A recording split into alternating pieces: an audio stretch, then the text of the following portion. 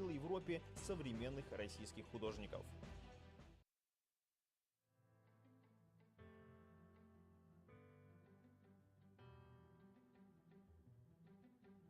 Как связаны между собой искусство, технологии и общество? Откуда современные художники берут идеи для радикальных и эксцентричных перформансов?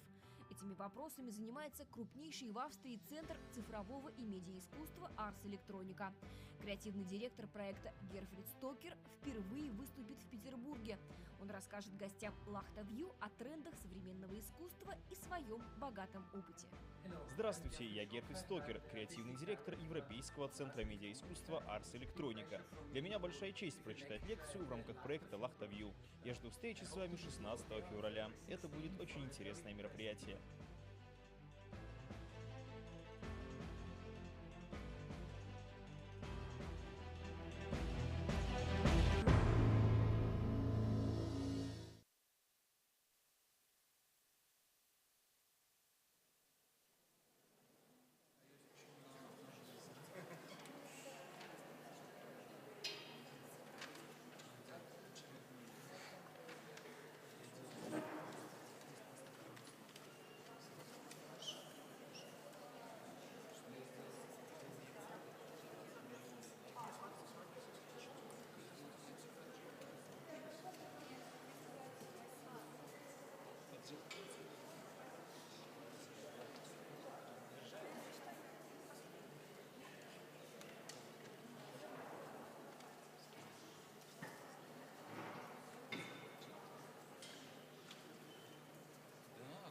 Он же делал все декорации.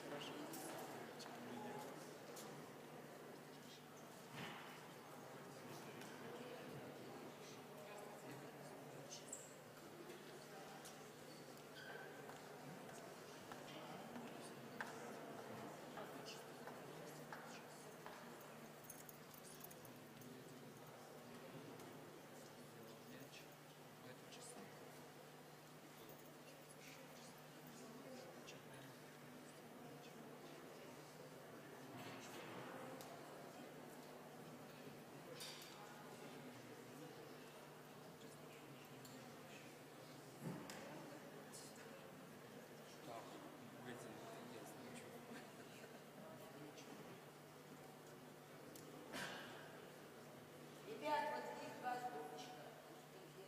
Идите сюда.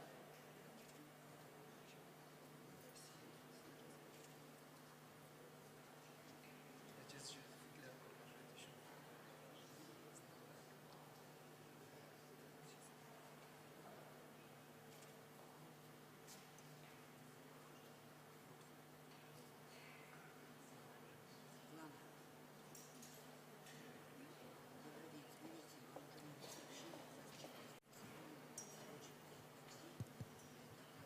Уважаемые друзья, Dear friends, we are starting our next session in terms of the big international event that's facilitated by LAKHTA Center alongside with the Grand Hotel Europe and the Dom Knigi. We will focus on art. This is our fourth session, and that is an equator of our program and the agenda and the background of our sessions. And we really hope that those four meetings, at least one of those of today, would be as exciting as previous ones. So the public, medium, and art. We will tell you how the art penetrates and intervenes with daily environment.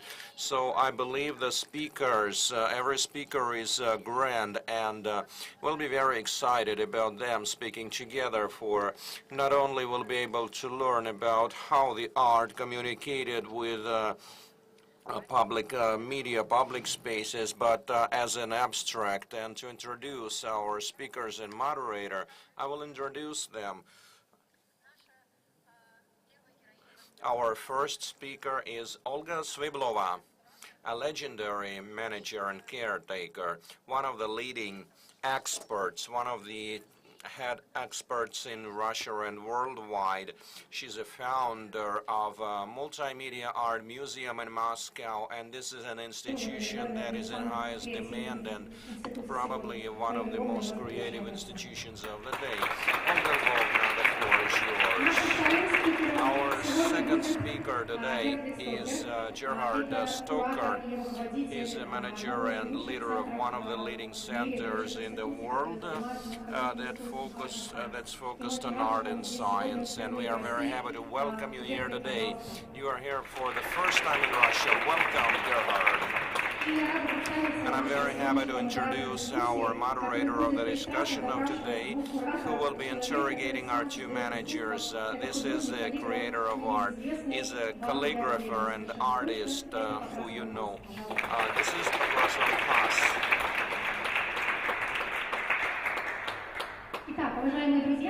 So, dear friends, we can be seated, and to me, the audience, I would like to ask a very brief blitz question.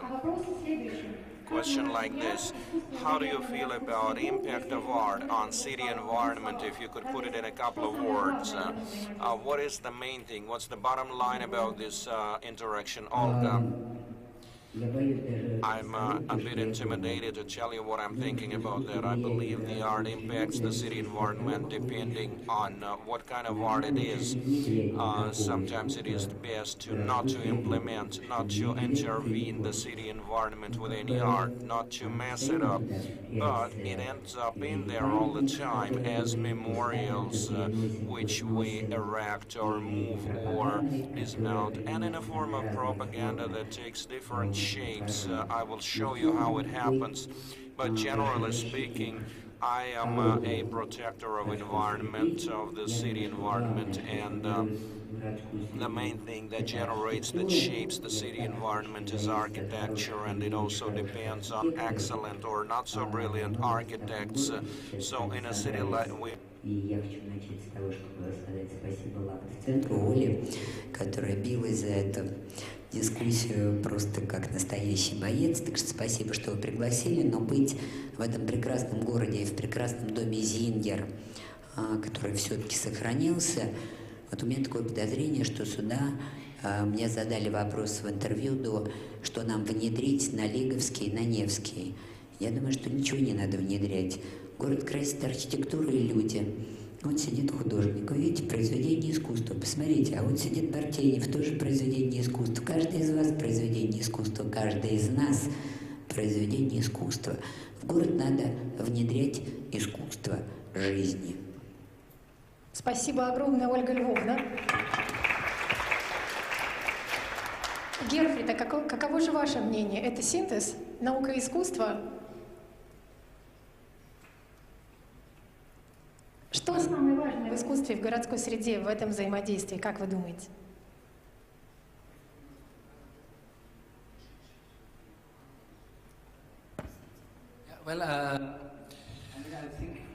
Я полагаю, что с одной стороны город и искусство полностью соединяются, комбинируются, скорее всего, без городов. Искусство никогда бы не развивалось в этих разных направлениях, которые проникают в нашу жизнь. Особенно, когда речь идет об искусстве и науке, мы наблюдаем, что обычно города — это центры сосредоточения и продвижения науки. Я полагаю, что искусство и наука ведут к разнообразию, к многообразию мнений и к целому облаку возможностей. Именно это лучше всего и обеспечивают города. Это наиболее оптимальная организационная система наших городов. Пока что, я думаю, что самые интересные области столкновения, вторжения, вмешательства — это публичное пространство. Я считаю, что именно здесь черты города проступают яснее всего, и здесь работают художники в публичном, в общественном пространстве. Оно имеет такое особое значение, кроме всего прочего. Ну и поскольку это огромное значение, как вы говорите, это значение искусства и художника, которые взаимодействуют с публичными общественными пространствами. Передаю слово художнику. Добрый вечер, дорогие друзья. Я считаю, что искусство, безусловно, влияет на городскую среду. И именно от тех, кто его создает, зависит, будет это искусство менять среду, либо дополнять, либо будет его какой-то небольшой, негласной частью. Потому что некоторые арт-объекты могут стать элементом навигации в городе. И это очень важно для города, для его туристической составляющей и так далее. Некоторые объекты важны с культурной точки зрения. Они формируют и закрепляют в городской среде, в публичной среде тот отсек современного молодого искусства, который только зарождается и которому необходима эта публичность, чтобы получить нужную часть критики, внимания и, наверное, того самого публичного отсмотра, который часто помогает и вдохновляет людей создавать более сложные и серьезные объекты. Подробнее я расскажу об этом всем в своей части. Так что жду всех на третью секцию, никуда не разбегайтесь. Спасибо огромное. Особенно за анонс того, что никто никуда не должен разбегаться, потому что у нас идея целостности. Я благодарю наших прекрасных гостей и Герфрида, и Покраса, и передаю слово Ольге Львовне, которая начнет с визуального опыта, с фотографии, с того, какая городская среда была, ее история и ее современность. Ольга Львовна, вам слово.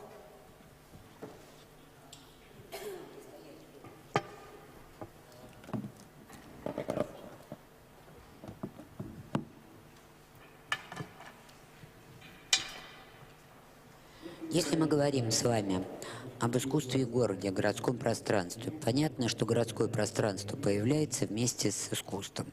Мы можем обратиться с вами к античности. До нас не дошли в Пальмире. Сегодня у нас вообще Пальмир до нас доходит гораздо меньше, чем было еще совсем недавно. Понятно, что это то, что мы называем архитектурой. Отделить архитектуру и искусство всегда было сложно, но тем не менее, архитектура, как все-таки царица искусств, она остается надолго, потому что, как правило, это меньше подвержено уничтожению временем. Мы можем говорить с вами об античных городах, и, безусловно, если кто-то из вас был во Флоренции, например, то античная скульптура выходит в город и является частью городского пространства. Те, кто были в Риме, я, например, устаю в Риме даже от такого количества фонтанов, статуи, которые там просто на каждом шагу. И они все накапливались. Поэтому мы понимаем, что так было всегда. И, по-видимому, так будет и в наше время. Вопрос, что как бы нам портит город, а что нам помогает. В историческом городе типа Рима современное искусство внедряется, к счастью, довольно редко. И, наверное, не надо, потому что там уже есть аккумуляция достаточно исторического пласта.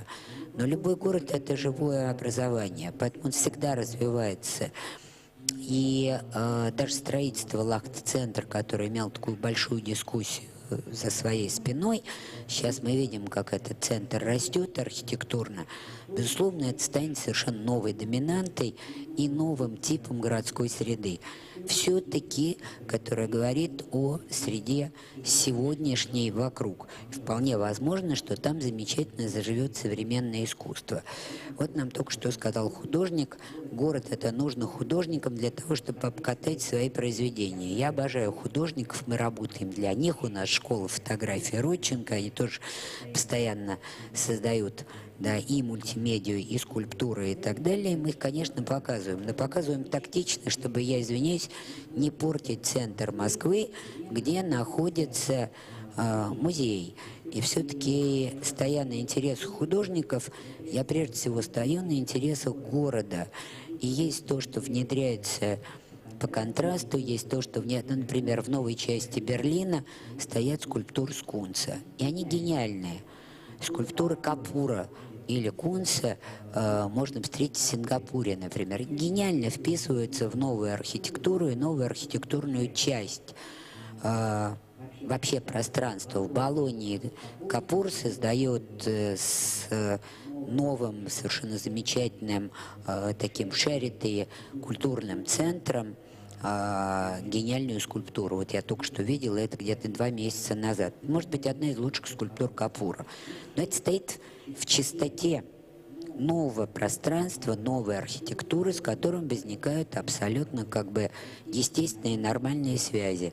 В том же самом Сингапуре, мне просто жалко, я не успела найти это в своем телефоне, посредине Сингапура, который, в общем, все-таки кусками обладает замечательной архитектурой, потому что там практически не осталось ничего исторического. Там история этого места, она там реально насчитывает, 50 лет.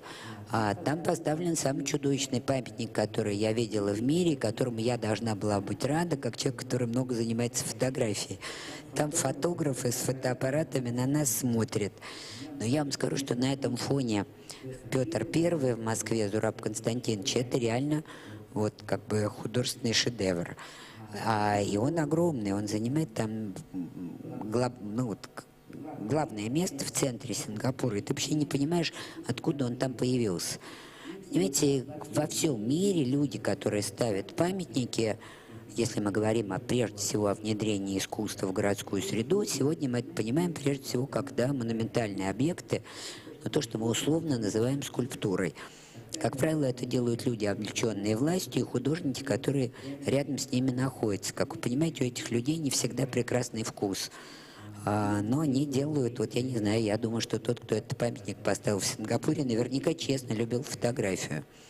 Вот, но скульптурно и стилистически это такой вот соцреализм махровый, еще в таких карикатурных формах, неизящных.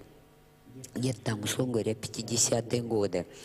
Поэтому внедрения всегда бывают. Как бы мы ни хотели, мы с ними сделать ничего не можем. Я вам такую быстренькую презентацию приготовила просто по Москве и немножечко по Питеру, но в основном это Москва.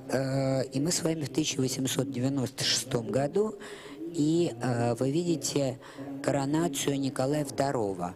И вы видите огромное количество лампочек и как бы стиль конца XIX века, так как меня лично, как москвича, ужасно трогает иллюминация московская, потому что, во-первых, я оцениваю ее эстетические параметры, а во-вторых, я оцениваю параметры налогов, которые я плачу как честный налогоплательщик, что всем желаю, и куда они у меня идут. Потому что вот в прошлом году говорили, что ежемесячно мы тратим около 1,2 миллиарда рублей в год на то, чтобы просто ежемесячно вот эти неоны, которые у нас сменили, лампочки, чтобы они горели. Но как-то Москве всегда нравилось. Москва была купеческая, в отличие от Питера, как вы знаете. Поэтому там все стили были, они как-то были гораздо более смешанные и нечистыми.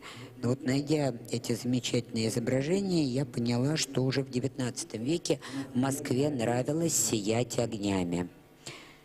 И вот мы видим эту коронацию, и мы понимаем стиль, который, кстати сказать, вам напомнится, когда мы сегодня вернемся. Это я позавчера просто ночью, когда узнала, что надо картинки делать, отсняла остатки нашего Нового года, который гореть будет, я думаю, до мая, и горит он круглосуточно, в отличие от Шанделизе, где как бы в час-два ночи все-таки небольшое на нашем фоне скромное освещение выключают. Вот мы видим здесь все символы, безусловно, любое вторжение.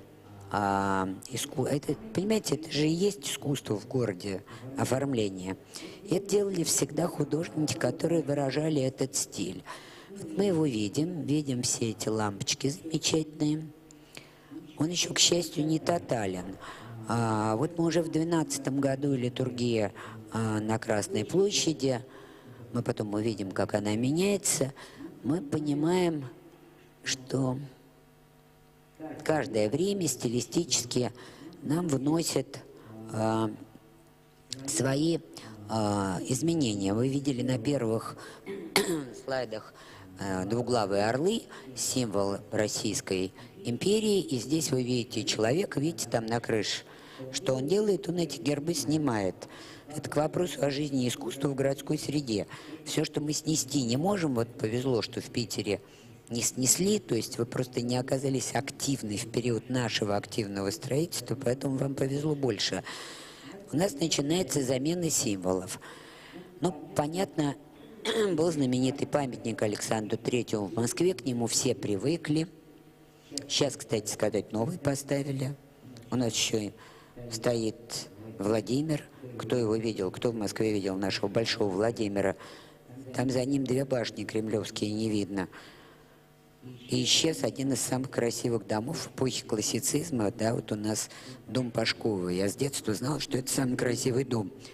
И это у меня еще ежедневно на пути на работу и с работы. Но людям нравится. Берешь такси, каждый таксист говорит, что это просто чудо. Вот вы видите, памятник поставили. So a memorial was removed and brought down with a change of time. It's removed along with a coat of arms and crowns. Crowns are important because they will be brought back again. These are the phases, different stages. First it was decapitated, and the rest of Alexander III was destroyed and replaced by another new memorial quite recently. Instead of a head with a crown, they started erecting something new. This is the first year of the October Revolution. We have just celebrated 100 years of the revolution, and we had a lot of exhibitions focused on revolution. One in Hermitage and two in the Russian Museum. We were supposed to schedule another exhibition last year, but I understood I'm no longer happy with the Russian vanguard style, no matter what. So I understood that in talking about the art of revolution in 1917 is not correct, because the February Revolution was not noticed by the Russian painters. Eisenstein writes that everybody was used to hearing gunshots. And he has an awesome description of the Winter Palace. Eisenstein was always near that Winter Square in front of the palace, and he used to read a book. The only thing he heard from this attack on Winter Palace was a few gunshots, sounds of gunshots, and everybody was used to that. By the time in the morning he found out that October Revolution broke out, and it is in our books. Basically, there was pictures in our history books during the shooting of the Eisenstein movie called October. So he created a myth about a storm and attack on the gates, and how the people basically kicked the older authorities out. We know that it was much calmer than that.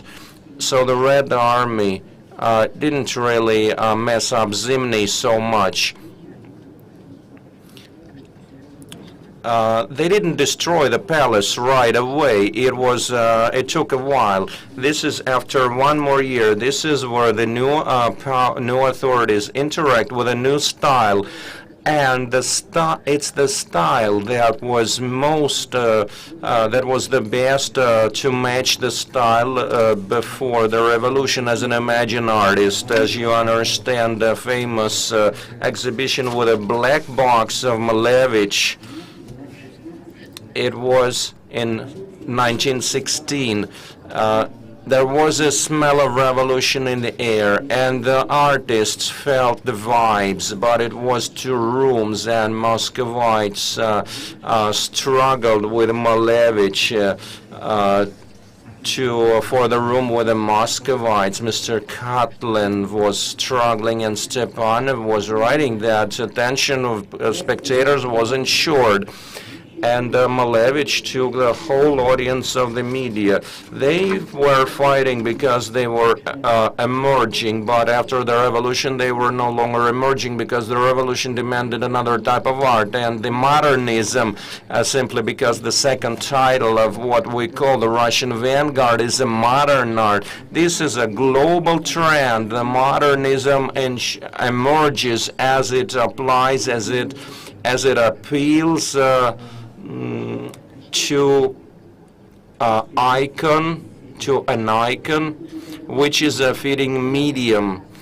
To put it in other words, the input of the Western modern art was African masks. The icons and icon graphics was virtually a pretty good, found a pretty good hub in the heart of the new authorities, which included some well-educated people like Mr. Bukharin. So we have an exhibition to the victims of political repression, which we opened immediately after our president opened the monument in downtown Moscow. So Bukharin, as a very intelligent and educated person, writes, regardless of the paradox, the shootings and repressions are a required condition of bringing or a reshaping of capitalist population into a communist population. Lenin simply wrote, shoot them down without a stupid procrastination. So we know who shot them down and who comes over. So at the same time, they should take over the power in such a huge country and somehow communicate the ideological message to the masses. And about 70% of the population were not able to read and write. And those are illiterate people, mainly the peasants, and those masses have icons and candles. And so this is a language of art used in Petrograd in 1918. You can see the echoes of French art. All the vanguard artists, one way or the other, were aware of the French art, and many of them prior to that visited Paris, like Popov and Rodchenko wrote. It smelled of perfume, and then he became a comrade Popov, simply because those emerging artists of the Russian vanguard art take place in the committees, because it was in 1918, 1919, the very structure of artistic life was rearranged in the country, like totally. And previously there was salons, galleries, Mr. Mamontov, Shukin, and Morozov, and here committees emerge. And it is the Russian vanguard art that takes over in those committees, and they get procurement orders, and there's no more demand because private publishing houses will be destroyed quite soon. They become the sole customers, so their only objective is propaganda. So they have no other option apart of truly believing into their statement that they did truly believe. Do you know what is a Stockholm syndrome? Whether you want it or not, you trust that. So they had a competition about as the servants of communism, and partly they truly accepted them because the life around them irritated and annoyed everyone. That was true. On the other hand, it was the only employers, and they immediately start making new art. That included the Silver Age artists and others. So we can see all the transient forms and shapes. We can see that implementation and intervention of the art into life appears to be quite rapid and fast-paced. If we look into this obelisk, the garlands remind us about the coronation of Nicholas II. But if we look into the shape of the obelisk and we remember the crowns and the other part, heraldic symbols, we can see how the Russian vanguard starts quietly getting over the universe. Look at this awesome Karl Marx. Can you imagine? 1918, the country is totally destroyed and infested with famine because of the First World War. The Civil War started. What do the new authorities do? They give the money, they give funds for new memorials. Look at Karl Marx. He is styled anew. It's a brand new style. It is very different from Alexander III that's just been destroyed, and we understand how the modern art appears to stylistically intervene and get implemented into the mass propaganda, and through that intervene the city. This is another piece of introduction of artistic installations. How do you think the modern painter, the modern artists work? The question is about the customer. This is a typical artistic activity, an event looking quite modern. This is a burlesque on a red square, satirical figures in 1919. And first of all, the type of this artistic implementation, intervention, at this time will be determined by the Russian vanguard, which as a pilot project will shape the design of Vitebsk. There will be Mr. Lisitsky and some ingenious projects developed by Lisitsky. It would immediately follow throughout the country. They had nothing more than telegraph. The first fax appeared by the end of the 80s. How could this style spread so rapidly as an intervention into art and implementation into throughout the whole country? Is hard for me to understand. This is memorials to Lenin. This is quite a realistic memorial, but face given by the photographer is complies with the spirit of time. It was done by the closest associate of Mr. Rodchenko, because at that time everything changes abruptly, and this kind of a diagonal facet and a vector, nobody really understood where we are going to, but everybody wanted to have a motion vector because everything took place and emerged before that. You can look into the town of Galich. It's being depicted by an awesome photographer, Mikhail Smodor, 1924. This was a small town that indicated that, unlike what the history books told us, I don't know which books you follow, I read that our country was totally destroyed. The revolution was absolutely required. So when I look at the pictures of Galich, everything is fine and dandy. They had buildings with chimneys, the attics, Italian-style colonnades, which could shelter people from rain. There was a city theater. There was factories, so everything was fine. And in 1918, At the first year of the revolution, we can see those totally very clean. You know, Russia was clean, according to these pictures of Galich. The people shelter in the colonnade, surrounded by the Red Army. There is no propaganda yet. By 1924, the whole city was, including all the buildings and houses. If you could look into that picture. That's a local version of the Tatlin Tower. You know, the Tatlin already did his tower. Rodchenko went ahead with that ingenious sculpture.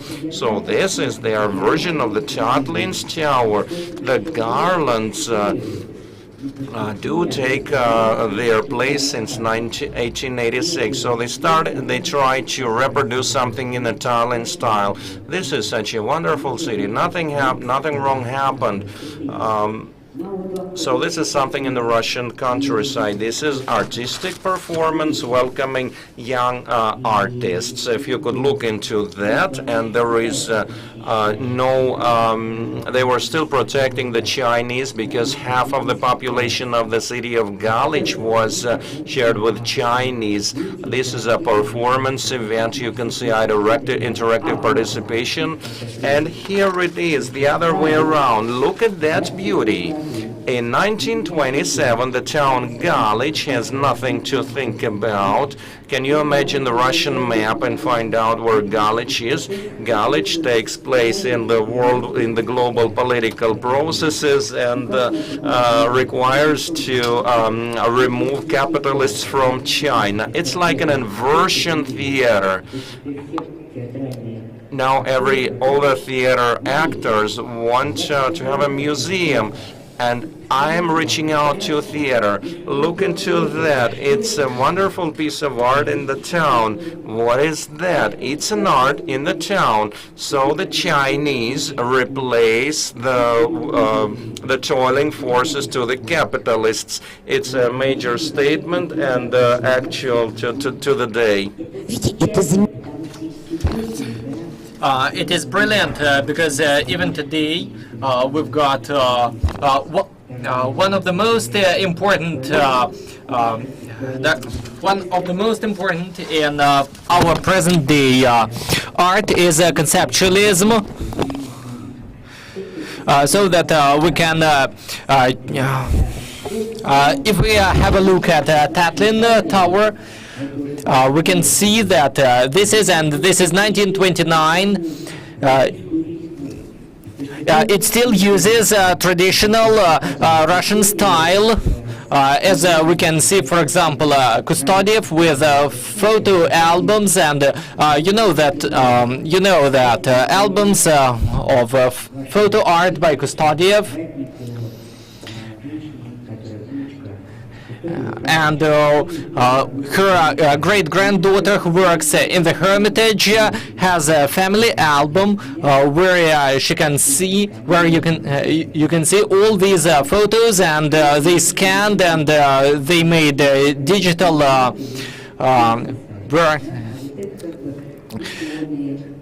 and here you can see artists and scientists, and who Kustodiev was at the beginning of the century. And even if we start from the beginning of building of country houses, it was very typical for Russian, and even here we can see some reminiscence of traditional Russian architecture, of wooden architecture first of all. And here we can see Lenin on the Tatlin Tower. And everything is put together, traditional art and modern approach.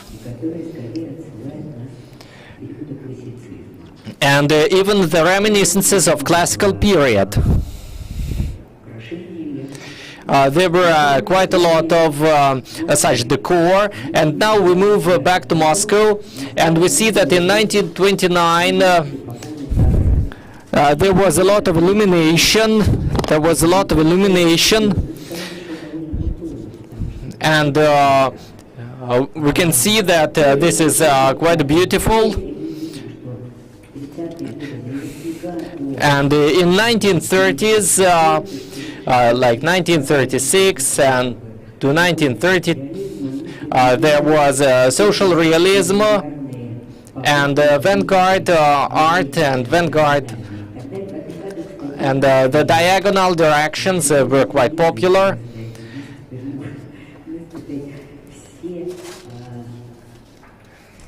And at that moment, they decided to create even a new art language, as mass propaganda became very popular at that time, and the exhibition of modern art.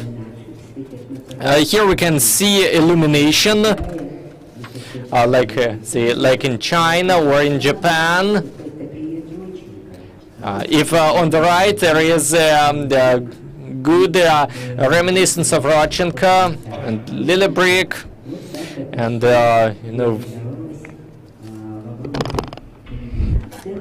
and it all realized in great illuminations.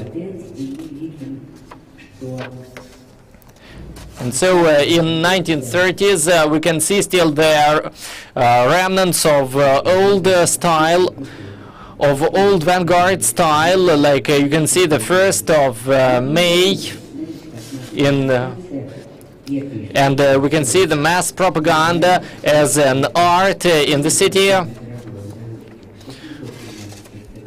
And what is the most expensive is the Light Festival. And here you can see an example of constructivist art, of visual structures.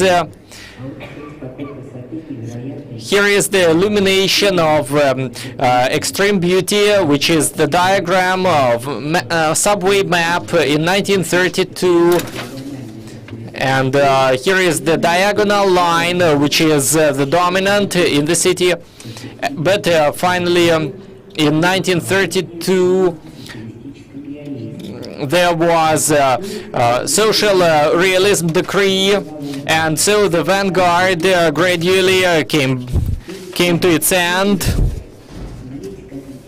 And here we can see Stalin, and we can see some remnants of constructivism elements like Izvestia building, and together where today we can see a Pushkin monument.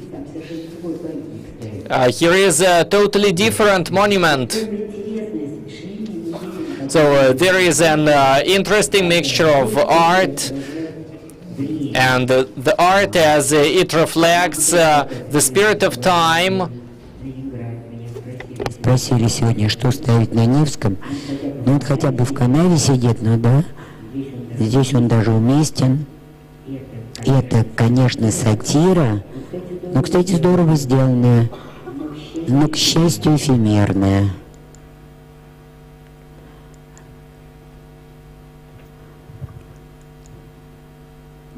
Ну, посмотрите, а это просто, как вы знаете, башня Татлина построена не была. Сейчас у нас, например, на Патриарших прудах.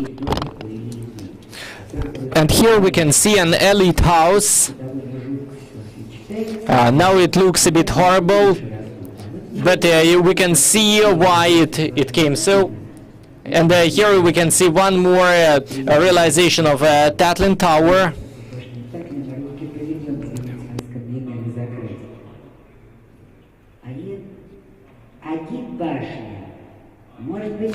The agitation tower, maybe it kind of jumps up and down.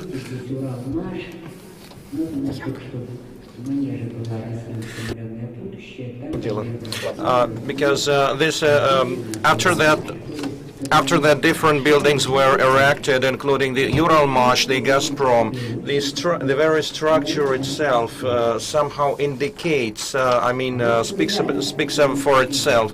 And this is an actual figure of the subway map that is illuminated at night time.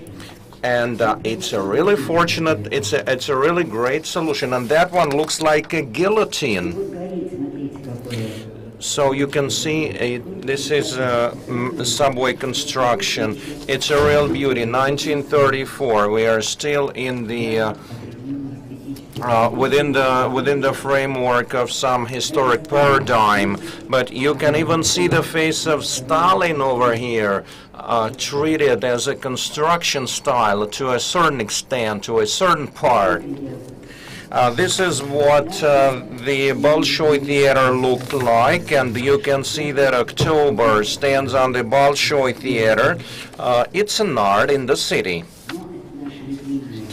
This is our favorite one, where we were ahead of Koreans, and now North Korea is ahead of us. This is something we see at the Olympic Games owing to their audience and their fans. What is exciting, the demonstrations on Red Square and parades were being facilitated by huge major avant-gardist activities like Moiseev, because they were the Red Army elite. They all watched American musicals, so if you look into these aesthetics, I will have an American musical exhibition the other day.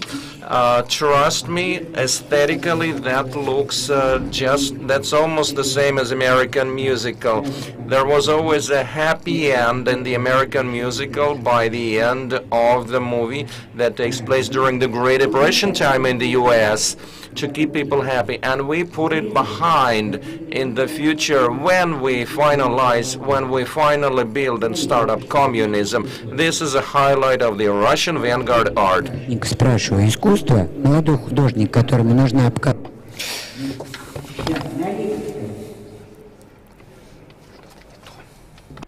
Да, я надеюсь, что лиговский мы. A02 English и... Видите, а вот посмотрите, как...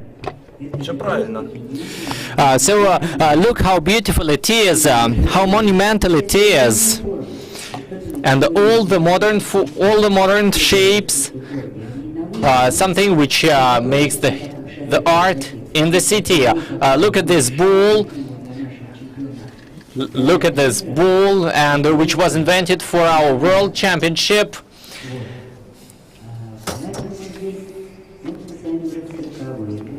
And here we go to 1940s.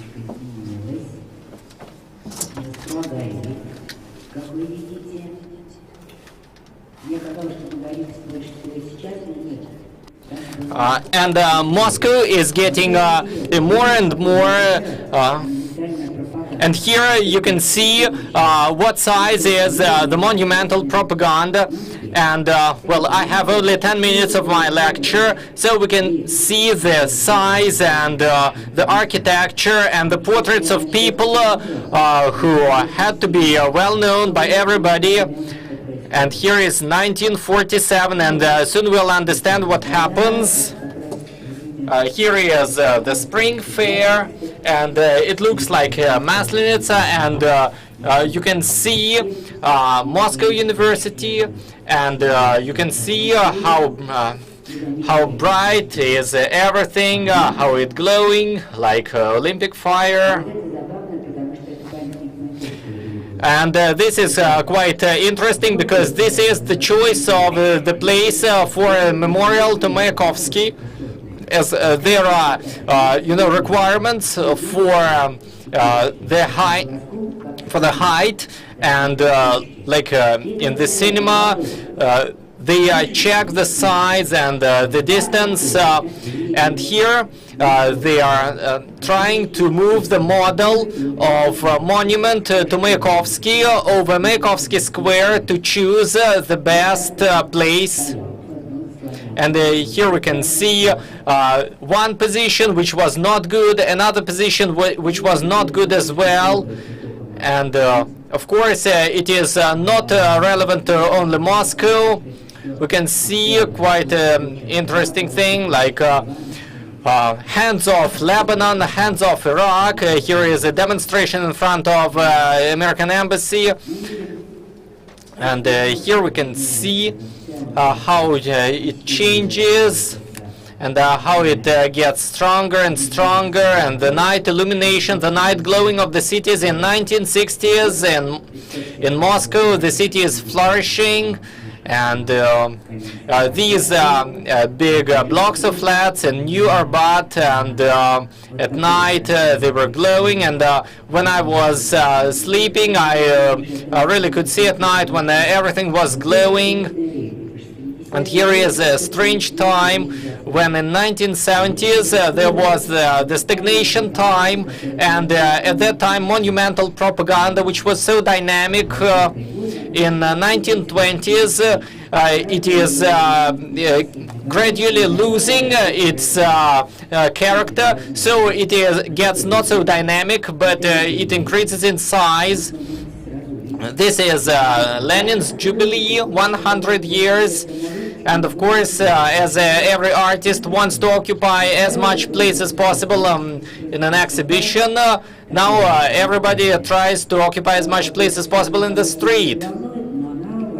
And so as propaganda does not influence anybody, but it gets bigger and bigger. And here we can see some examples of magnification. It is getting bigger and bigger, and we'll see it everywhere, even in Syktyvkar, which is a small town, and Novocherkassk with these huge and senseless but very modern examples. We can see the honor and glory to the man of labor inscription, which is a traditional example of propaganda, and it is a place which is used for the city dwellers for orientation in the city. And we can see an example of a monument in Novocherkassk. We have three main objects.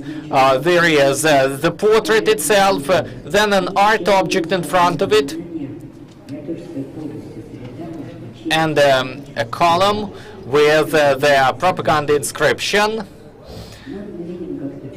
Here is one more example with Order of Lenin with children in 1980s. Here was the life in the city on the 1st of May demonstration, people with portraits.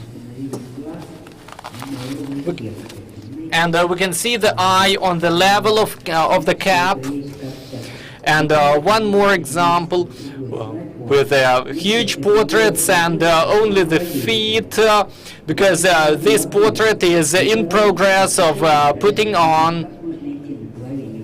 And how can we go on just the lower half of the leader of world working class?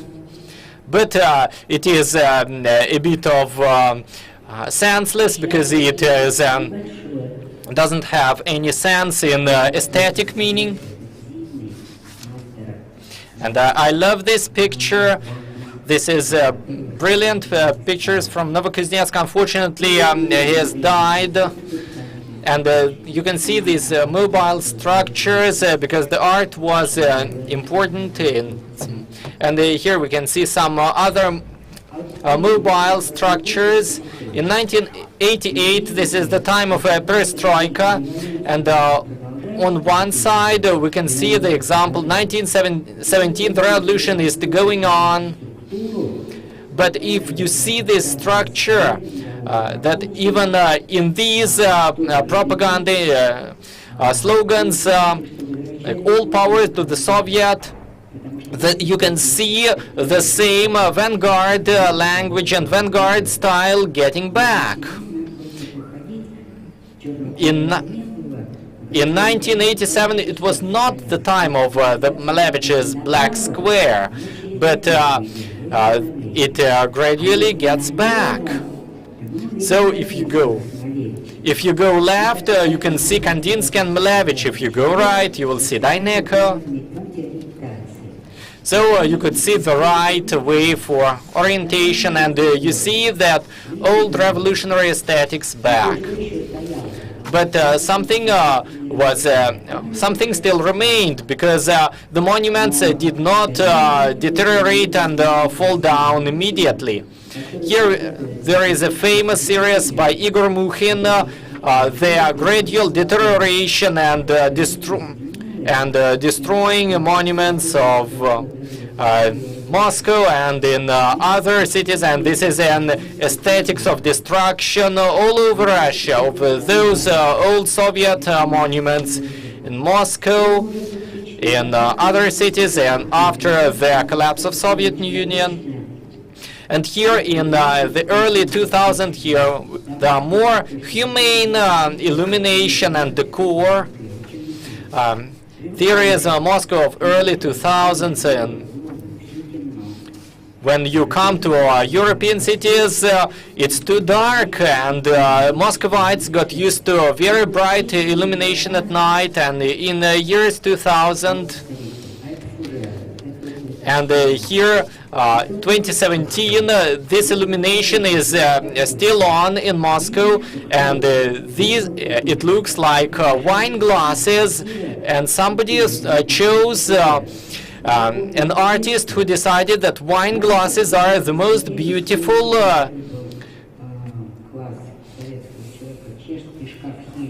and we know that in the Soviet times they were Czechoslovak cupboards by Helga, and they were usually full of wine glasses, which were a popular present in Soviet times, and now we can see a reminiscence of wine glass illumination. But classic style is still well familiar to European and Russian people as well. Most of all, I like the crystal illumination on near Moskva River, as some artists make a high-tech, but some of them like old Soviet or old Russian style within the Russian Moscow city environment. This place is quite lonely, but the lights are still glowing, and I'm really happy to see this example, which looks like a bathroom, only there is no bath. And here is a fan from Venice. As this is a true mirror, this is not an expensive mirror, but with a lot of glowing lamps. And it is also at the Moskva embankment, where there is nobody at night, but it is glowing. And 2018, this year, as art never appears by itself in the city, somebody takes decision to introduce it. And here is a Venice mask, which is not really patriotic for Russia, as it is not typical for Russia. In Russia there was a kokoshnik, which is more traditional. And when you come from Kremlin, you still see a lot of some elements of decor that are that look really alien for us. And in each time there are each symbols, and I think that works of art should not be too dominant in the city, because in the city architecture is important. And anyway, whether we like it or not, we go through mass art and popular art in the city. And it makes us remember and think more about it. Thank you very much, Olga Lvovna, for the depth and for us for this excursion into the history of Moscow and the history of popular art in the city. And I would like to tell you a few words about some organizational moment, that we are going to have a short break, and you're welcome to Zinger Cafe, where you can have tea or coffee and discuss this lecture. And you can put your questions in the notebooks which we gave you at the entrance. And so we are not going to say goodbye. In about 10 or 15 minutes, we go back to this hall. Thank you.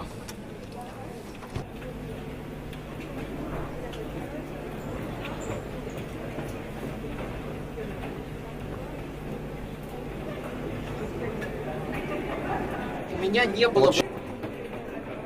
У меня не было...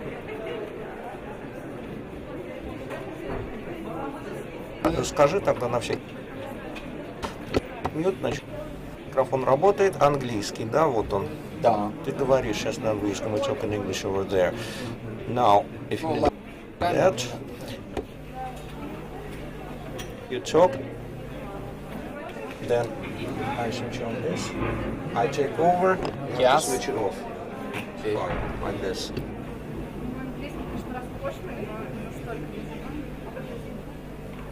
У меня не горело engaged, у меня не шел тайминг.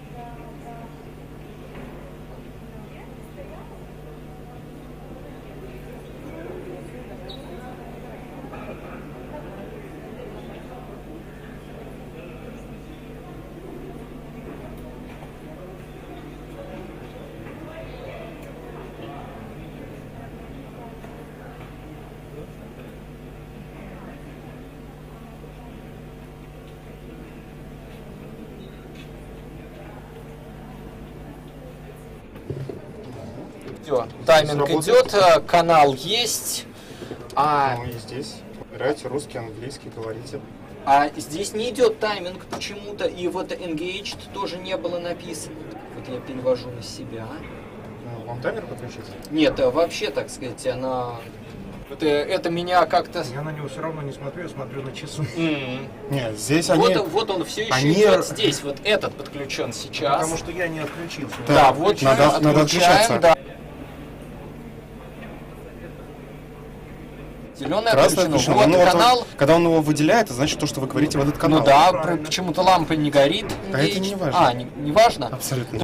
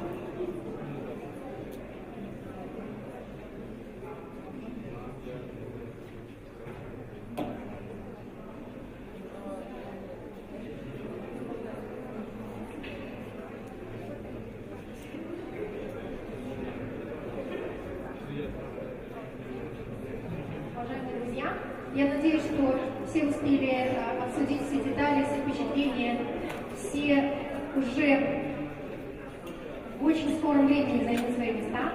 Я вас приглашаю. И мы с вами сейчас послушаем лекцию Gerfrieda Stockera, человека, который для нас открыл, по сути, наукоемкое искусство или art and science, которым многие из нас так увлечены сегодня, потому что это синтез науки, технологий, искусства. И я думаю, что благодаря Герфриду мы как раз сможем принять эстафету от совершенно невероятного и прекрасного выступления Ольги Львовны, которая нам говорила о дне вчерашнем, об истории, о том, как городская среда существовала с разными стилями в искусстве и какова она сегодня. Так вот, Герфрид — это тот человек, который, наверное, нам сможет приоткрыть завесу того, что же будет завтра. То есть это немного разговор о будущем. Поэтому я приглашаю Герфрида. И все, мы начинаем.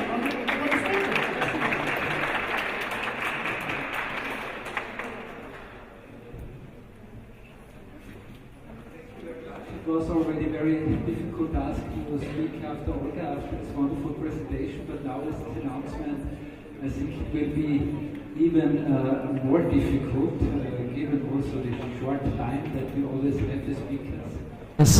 You know, we would really prefer to speak for 3 or 4 hours just to deliver all the interesting thoughts and ideas that we have. It's a really big pleasure and great honor for me to be here in St. Petersburg, here to be here in this wonderful historic Singer building, and I would like to try to kind of give you a little overview at the beginning of what ARS Electronica is doing, so that I think it might be easier and better to understand our approach of how to combine art, technology and society. So I already apologize, I will not talk about art, I will not show a lot of art, but I hope I can communicate some ideas of what art and artists can do and maybe also should do in our time.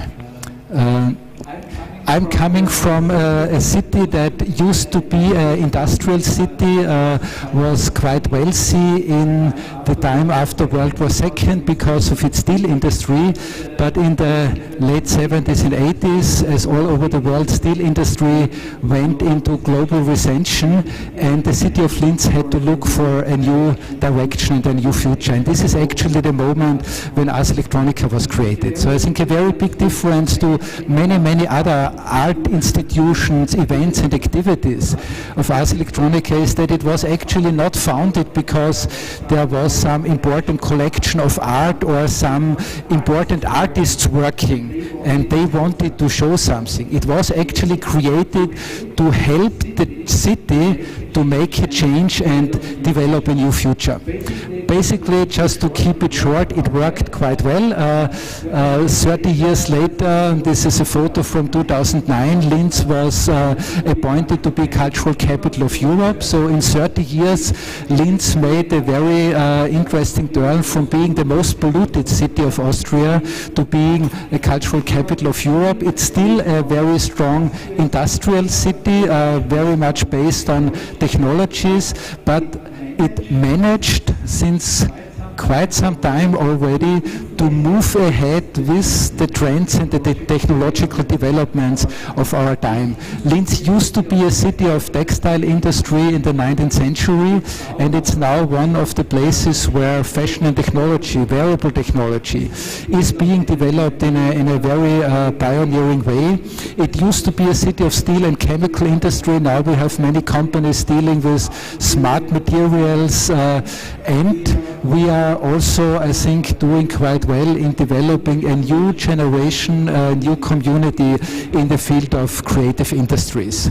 The city is, of course, I mean, looking at the size of St. Petersburg with more than 5 million people, you probably would call it a village. We have 250,000 people, but well, in Austria this already accounts for a city, so it's a very nice and cozy place to live. And this building that you see here, this is our ARS Electronica Center. This is the permanent basis of our activities. Activities that go back for quite a long time. It's almost 40 years, and on this chart you see the very different phases of ARS Electronica. As I said, from the very beginning, the idea of ARS Electronica was to combine art, technology, and society. And it was always this idea that the artistic point of view would better help us as a society to deal with the transformations that are coming from new technologies and new sciences. So the festival started to bring together scientists, artists, engineers in the same environment. Very soon an international award competition was added, which was extremely important, because when you want to work on the forefront of developments in a place with 200,000 inhabitants somewhere in the Austrian environment, you need the international network. And I think this is a very important point also when we think about art and city in the relationships, is art is a wonderful tool to create strong, vivid networks. But in the 90s, the attention towards the digital revolution really became very big, also among politicians and business people. So the idea was to, in addition to the artistic activities, to create the educational one. And so the ARS Electronica Center was founded not as a museum to collect the most beautiful and important pieces of computer art from the festival and the Prix, but as a place that would utilize, and I know this is a difficult term to use it when we talk about art, but to utilize the energy of art, the potential of art to communicate, to help people to better understand how technologies are changing our time. But of course, if you want to play an active role in this development, it's not only enough to present, you also have to be able to produce and to support the producers. So in '96, we also, together with the exhibition center, we founded the ARS Electronica Future Lab, and this was a time, most of you are too young for this, but when you wanted to work with computer graphics, the only way to really do it was getting access to very, very expensive, powerful silicon graphics machines. So having a laboratory that would allow artists to get access to hardware and access to engineers and software developers was a very important point at this time, so to say, to help the artists also in this field of digital technology. Meanwhile, the Future Lab is mainly working as a laboratory for creative innovations together with the industry, and we have also meanwhile developed a very successful branch where we do exhibitions and events all over the world. With our activities, we have about 570,000 visitors. That's numbers from the last year. Annual budget about 15 million. And what we are very proud of is that 2/3 of this budget are generated by our own activities. We are organized as a company limited, 100% owned by the city of Linz, and all the different activities that we are running have about 190 staff members, and 150 of them are permanently employed. What we have been particularly interested and careful, I would say especially in the last 10 years, is how to create this in a way and drive this in a way that it's really a kind of ecosystem and not only a value creation chain. Because in the last 5 to 10 years, the idea that creativity is also a very important resource and raw material for innovation, especially in the industry, has been growing more and more. The whole discussion about creative industries has been propelling really fast in this period. And for us it was clear, if we consider creativity as a raw material, we have to look at it in a different way. It's not a raw material that we just can dig out of the ground, like oil or coal or iron ore. It's a raw material that you constantly have to create, build up. It's like education. It's much more an investment, and only the next generation will benefit from it. So how can you deal in all these fields of the demand for public education, the demands in the interest of the industry for creative solutions? How can you set up a system that always pays back and contributes to nurturing the soul where the artists and the creative people are working? The most important part, of course, is the festival itself. And I think important part also how, again, a festival can kind of contribute to the development of the city is in a very simple way, introducing the city year by year with very advanced concepts and topics. And when we look at virtual reality, which has become, the big hype in the last few years, already in the year 1990, people in Linz were able to try out on their own. Normal people could go to this exhibition of the festival and try out the first virtual reality glasses and data helmets that were available at this time. And of course, many other topics you see in a certain period of time, we were moving from predicting the future to dealing with the first tangible effect and impact of these developments. A very important part, and of course it's again different because we're a small city, but the festival is taking place all over the city.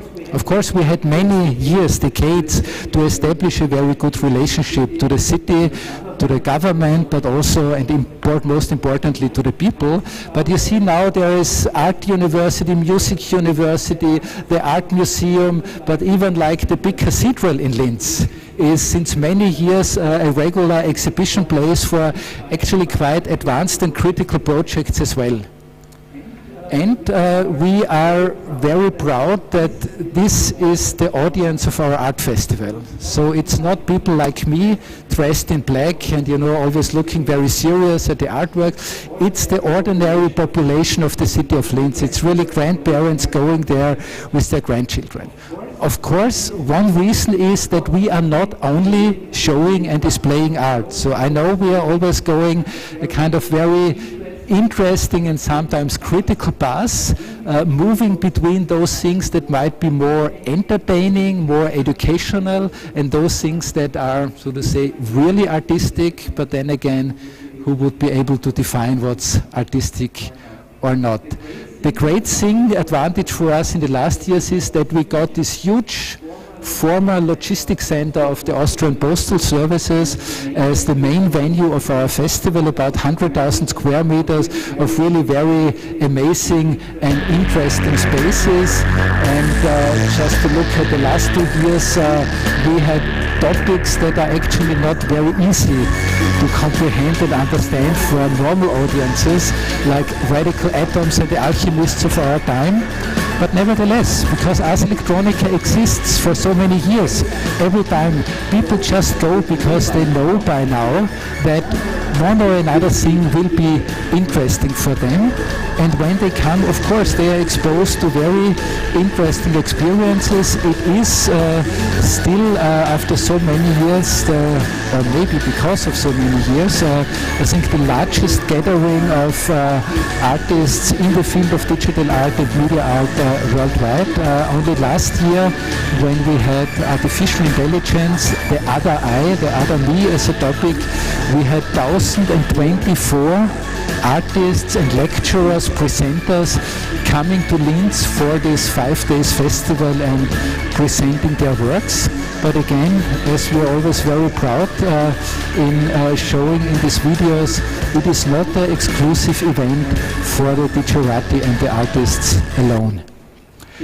The reason why we have such a good, so to say, standing and relationship with the city of Linz and the people is probably that in the same year when the festival was founded, and imagine in 1979, people sitting together to talking about how in the future computers will be something not only that's important for the engineers in the factories, but something that will have a social impact. I mean, this was super weird, and this was a very small community of people who were actually interested in it.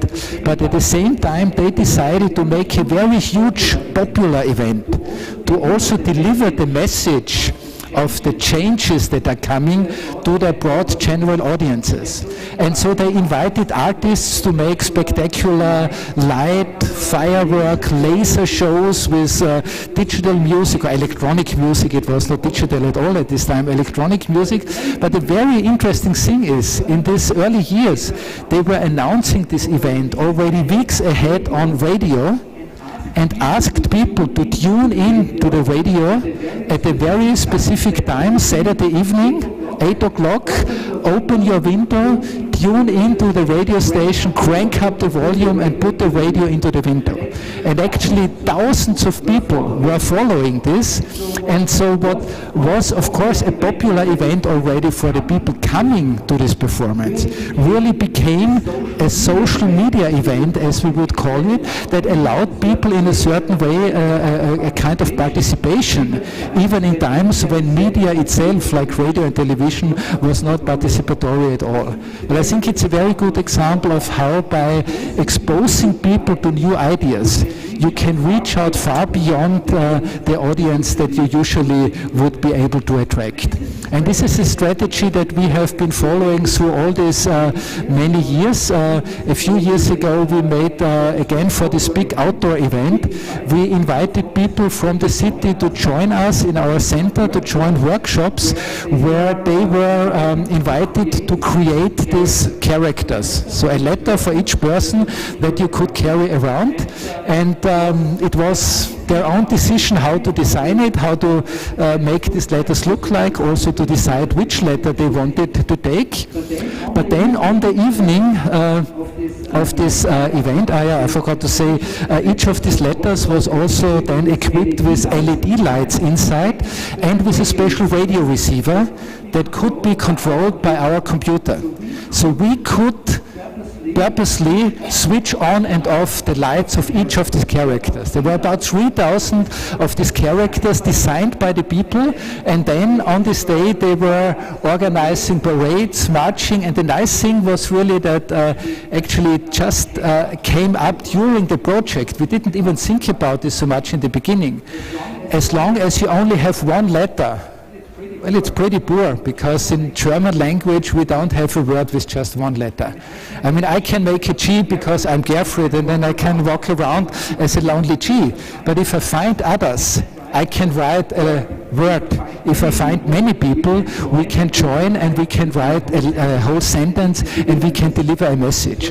And so there was a web platform created that allowed people, so to say, to join to groups and be able to deliver quite interesting and complex messages of the day. But the most important thing for us was, of course, in an event that is usually an event where you just stand there and you look at the fireworks, at the laser, at all these big impressions.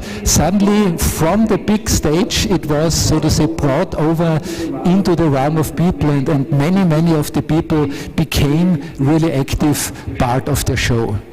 Many of the ideas that we need to do this and many of the talents that we need to do this are actually recruited as a byproduct of the ARS Electronica. This is this international award competition, and as you can see here, the list of prize winners since 1987, it is really a kind of who is who in the field of digital media and digital art.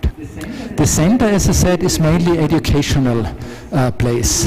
It is, as you see here, mainly living by workshops, by courses, starting with a special program for kindergarten, going through all the schools, working with universities. We have special programs for apprentices and even special programs for unemployed young people in our region, and it's incredible to see how much you can do with creative engagement when it's about to bring these people, so to say, to more activity. These are just another few examples of our exhibitions, which are always playing between this field of design and art technology. This is a very interesting project, a 3D printer that can print inside a drink. So you can, so say, 3D print your drink. This is a very, I think, famous project of the Italian artist Crayola, when he started to use a CNC robot to rebuild, reconstruct I Captivati, the statues from Michelangelo, for example. Very interesting for us, of course, is to really use the technologies in a very advanced way. I think the best example is the space that we call deep space. It's a huge projection space, 16 by 9 meter wall, 16 by 9 meter floor, everything stereoscopic with 8K resolution. So really the best possible quality that you can get now, but it's not a cinema, and it's not like a planetarium where you just sit and get the wow effect of impressive images, but it's specially designed, and this is why we need this high resolution, that people can walk around.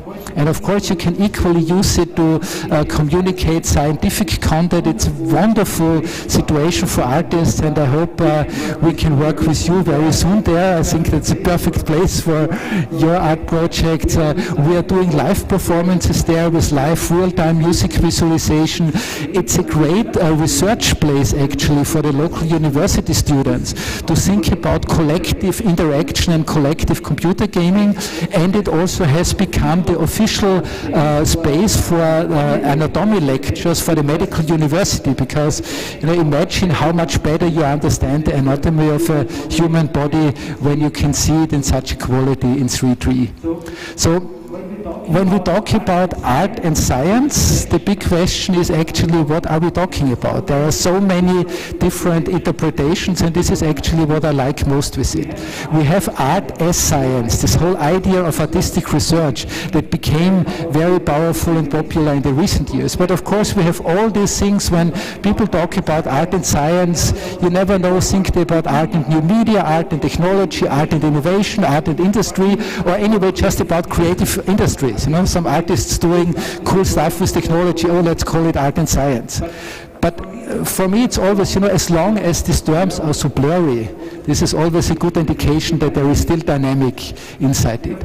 And of course all of them are driven by very new paradigms for the art that had been, so to say, caused by the impact of digital technologies. We have this whole process from focusing on the document to the event, from object to process, from private space to public space, from the individual to the collective.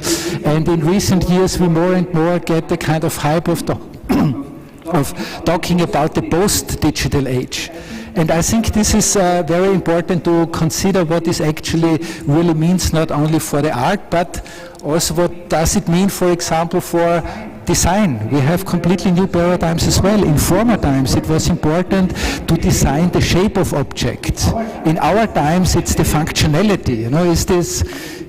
It doesn't look very nice. It looks actually very ugly, but in terms of functionality it's a great design. It has two big buttons, everybody can use it. But in the future, when we have smart devices, Internet of Things, machine learning, autonomous systems, it will be more and more important to design also the behavior, the character, maybe even something like the soul of objects.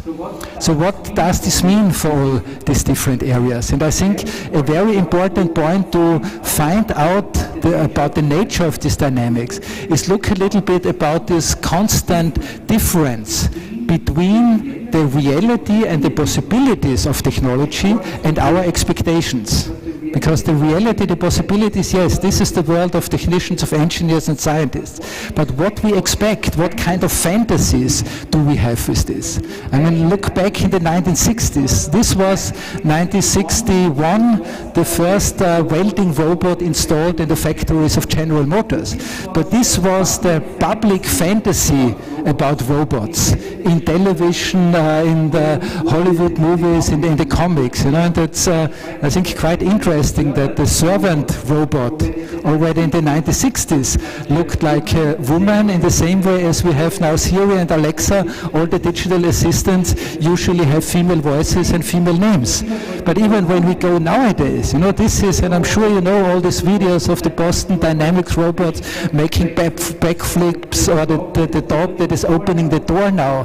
But the reality, when we look at robots, is this kind of very stupid, dumb robots. There are at least 45,000 of them in Amazon warehouses. But the only way they can work is because, like, almost every 50 centimeters is a little QR code on the floor that helps them to know where they have to go and what they have to do. And while Amazon's Alexa now, there was some numbers that last year 25 millions of these Alexas have been sold. So there are 25 million recording and surveillance devices distributed through homes all over the world, and everybody who has worked or tried out Alexa or Siri or whatever you might use knows how stupid these things still are. But when we talk about it, when we discuss in public about digital assistants and artificial intelligence, this is what everybody has in mind. And this is really very interesting, because this is informing the way how people think. And with the expectations that are created by culture, these expectations are then, so to say, projected into technology. And I think the really important point to consider this is because we are moving right now from a period of time where we were using technology as tools. This is still a tool that I only use for this very purpose, to a time where we start to live together, to share our lives, our environment with machines and technical systems. And I think it's interesting that we have this also reflected in the way how, again, technology is coined and described, from digital media to social media, from smart robots to social robots. Maybe at some time we come from artificial intelligence even to social intelligence. Would be quite interesting. But what could we understand? How can we see this living together with technologies? And these are, of course, still some examples that are more prototypic than reality. But you know, the smartphones, including the digital assistants that you have, whether you like it or not, anyway installed. Every smartphone you buy, whether you activate it or not, has a digital assistant.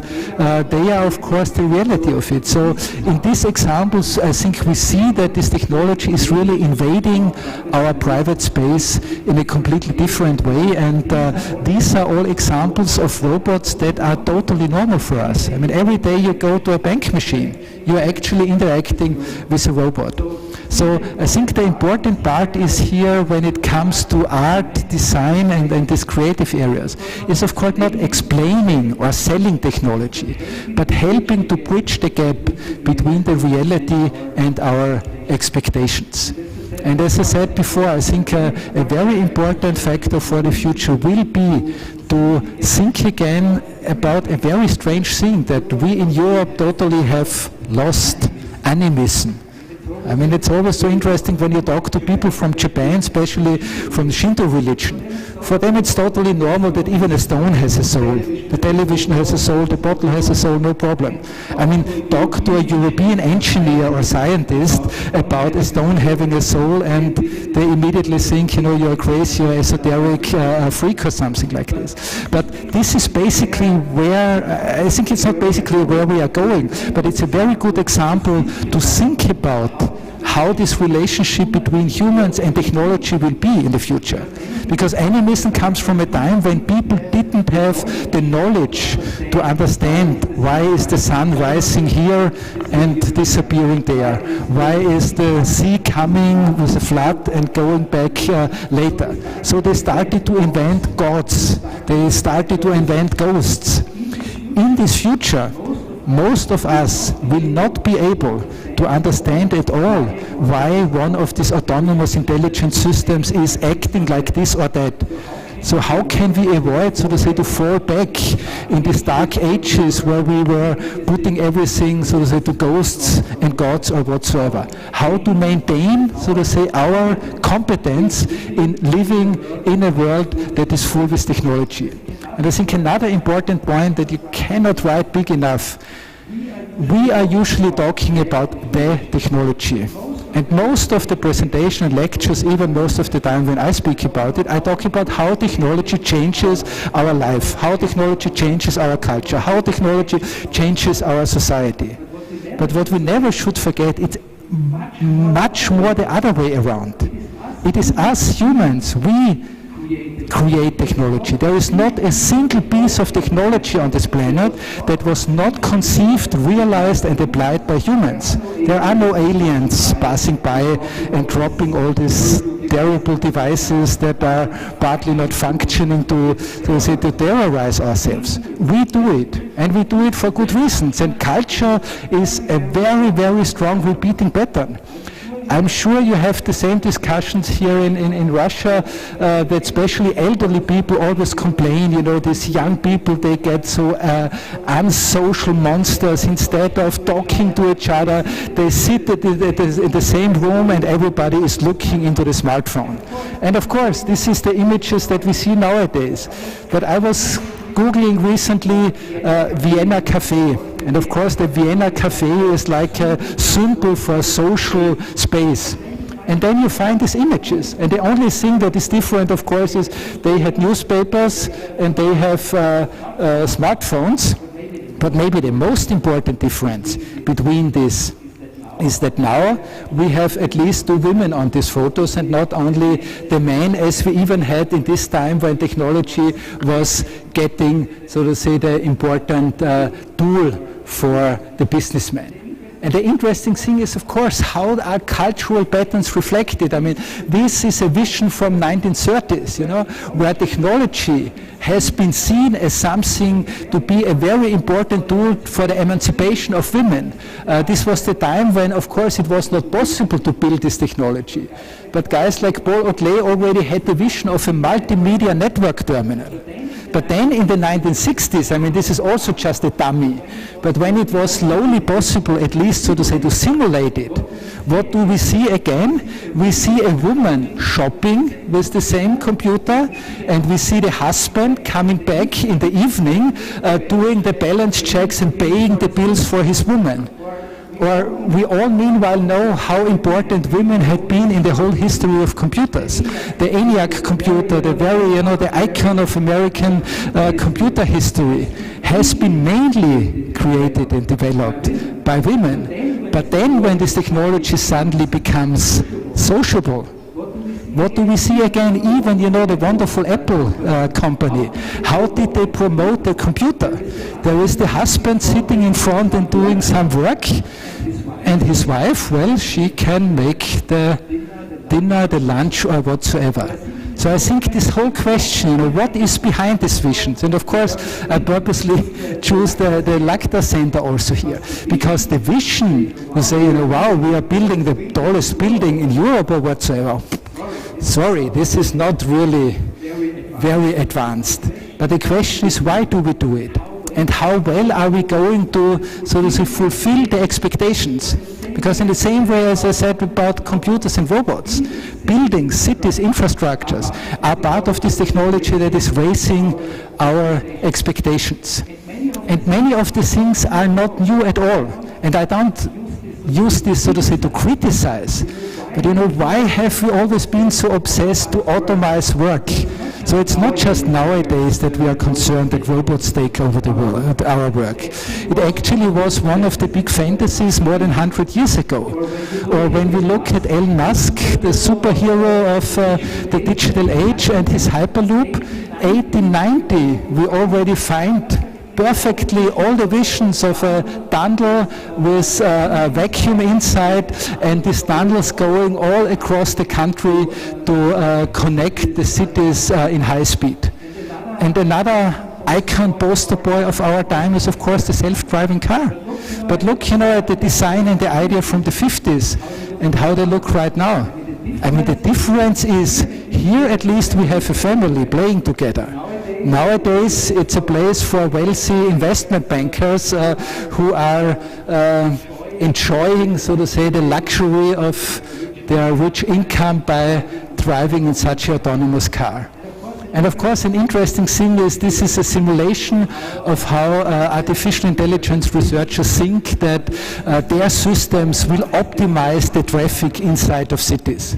I think it will work perfectly fine for New York, but whether it will work for this situation as well, and how long it will take until artificial intelligence will be able to deal with these situations is something different. Again, what kind of cultural paradigms are we using to develop this technology? Is it this kind of Terminator-like drug that really looks very dangerous and ugly? Or is it this nice and cozy idea that even the tomatoes in the future will grow in self-driving little bots, and tomatoes on their own can drive on Sunday morning or Saturday morning into the city to sell themselves at the market? I don't know, but it's very interesting to see the differences. Again, this is the reality that we have right now. And all this, of course, is not only an issue of hardware anymore, it's an issue of software as well. And just imagine one of the most stupid apps, but very popular in the United States, is this app that helps you to find a girlfriend. But you don't find a girlfriend. You just pay that a digital bot is set up for you, so there is a program that responds to your messages that you send. And depending on how much money you pay per month, that's the number of messages you can exchange with your virtual girlfriend. Or you probably remember this was just a few weeks ago in all the news. There's these tools that are tracking you when you are running and walking and doing fitness. And they collect all this data on the internet. And suddenly they found out that many soldiers in US army bases are using this technology, and suddenly very detailed maps of the military facilities were just out there in the internet. We just don't think about what we are doing. And I think that's the best example that you can give of our days. I mean, look at this image. There is this herd of sheep, everybody happily smiling that they can have this virtual reality on their head. Well, he doesn't look so happy anymore. But then there is, the master of the universe. All these people, and only one person has the privilege for upright standing, has the privilege for motion, and even more has the privilege for free sight and real senses. And of course it's, as we all know, really the master of the universe and the master of Facebook.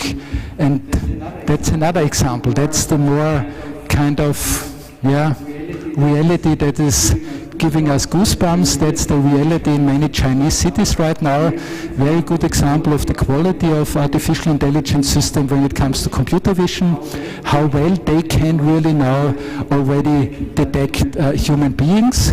Or another example in many of the big refugee camps nowadays, when you come there as a refugee, you are registered with your iris scan.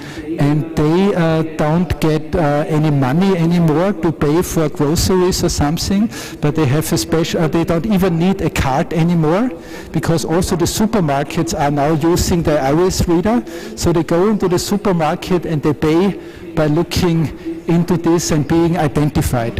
I mean, of course, an example that has many, many benefits, because for the people who have to organize the supply for the refugees, this is really a very big help. But what does it mean that millions of people who have no choice are forced, so to say, into a situation where they have to give away their identity? But I don't want to be negative. No, that's the success history of human beings. 200,000 years, Homo sapiens. This is the moment when people started to be like us. It took us 180,000 years, quite a long time, to recognize that hunting animals every day to get the food and feed the children is maybe not the only way to do it. There is also another way which developed into agriculture. Well, we needed another 19,800 years to recognize that maybe having slaves who do the work on the field is not the only way. We could use our innovations, machines, and we got the Industrial Revolution, and basically, some people doubt that it's even 20 years of digital revolution, because for most of the people it started more or less 10 years ago when the iPhone came to the market. And we have a huge dynamics. 8.5 people every second are newly connected to the internet. We have more than 4 billion people already connected to the internet. And we all know these numbers, how this is increasing.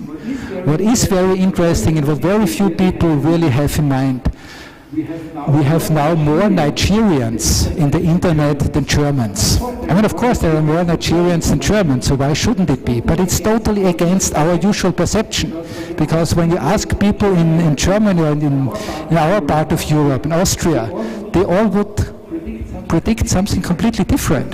Well, of course, there are more Russians in the internet than Germany. But what kind of dynamic is this creating? When we know that from these 4 billion people who are in the internet, 3.5 billion are also users of social media.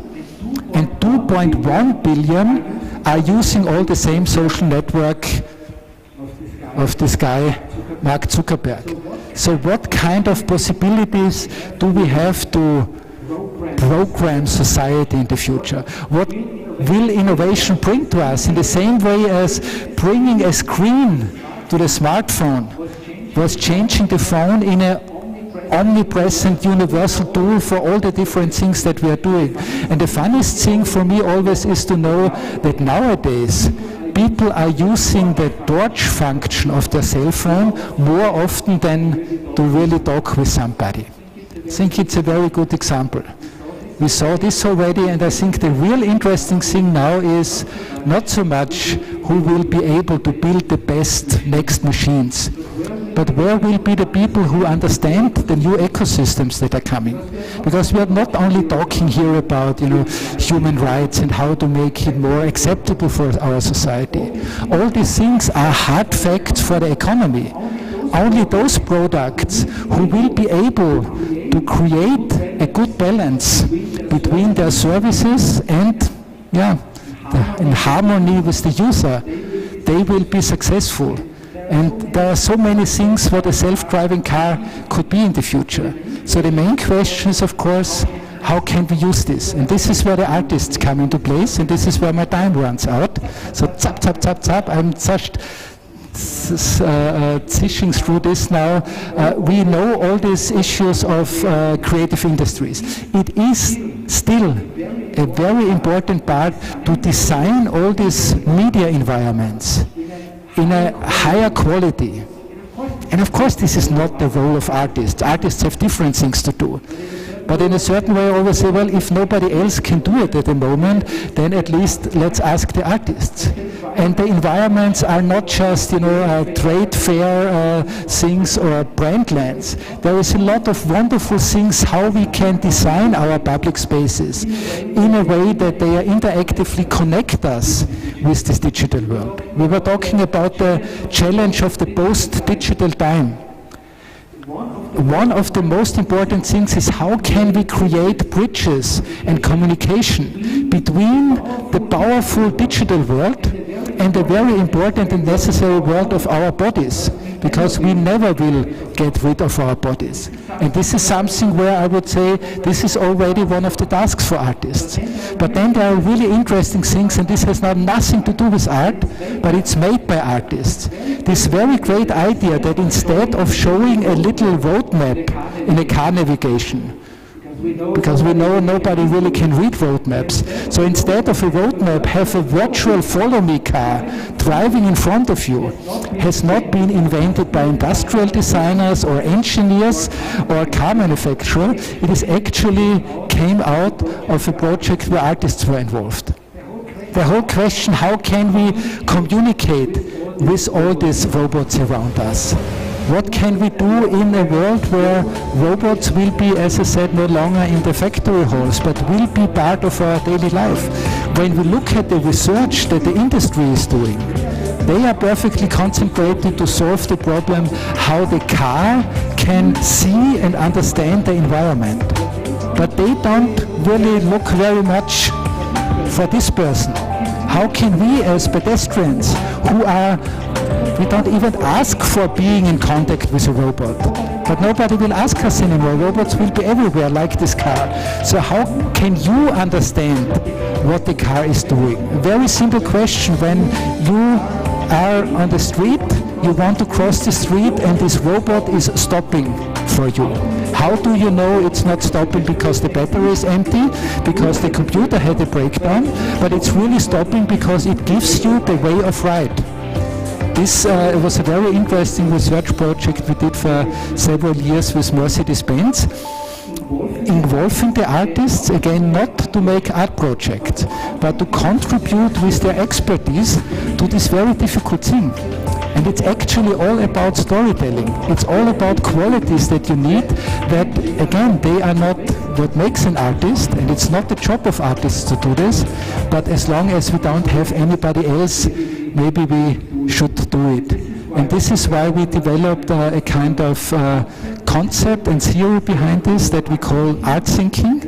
as an additional step to design thinking, because design thinking is very good when it's about to find solutions for problems, very well established. But what about when you don't even know your problem? What about when you're still trying to find a direction, when it's about to understand the possibilities? And then a very old way to describe art suddenly becomes in place. When you ask people about the difference between science and art, very often you get this answer: science is here to give answers, but art is here to raise the questions. But what kind of questions should we raise with this? This is of course something that is very much than just kind of skills or handcraft. This is something that is extremely important to develop in an alliance. And I think as we're coming to an end, the most important point of our time is that the problems are much larger than the expertise of every single group. We only can deal with the challenges that are ahead of us when we join forces. And therefore we have again to find an ecosystem where it's possible for the art to contribute. And to stop with another banality, art can only be useful if it's allowed to be totally useless. Thank you very much.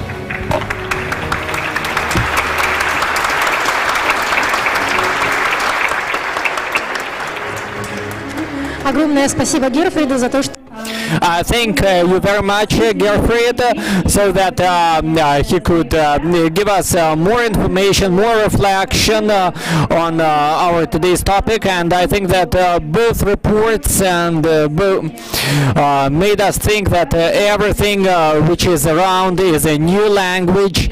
It's a language which describes our way of thinking, which defines our future, how it will be. But let's not make a break, because we have already collected questions from the audience, and if anybody else has any more questions, I will invite Olga Lvovna and Gerfried to the floor. And of course I'll invite our artist, our moderator. Our moderator will also play the role in our discussion. Thank you very much. First of all, I would like to tell you that it was incredibly interesting, and it was really interesting to hear your lecture from history and from the present time, and it was a real new vector to the future, and me as a member of audience wanted to see. So my part will start with a brief introduction. In 2013, when I still was younger and more active and maybe more ambitious,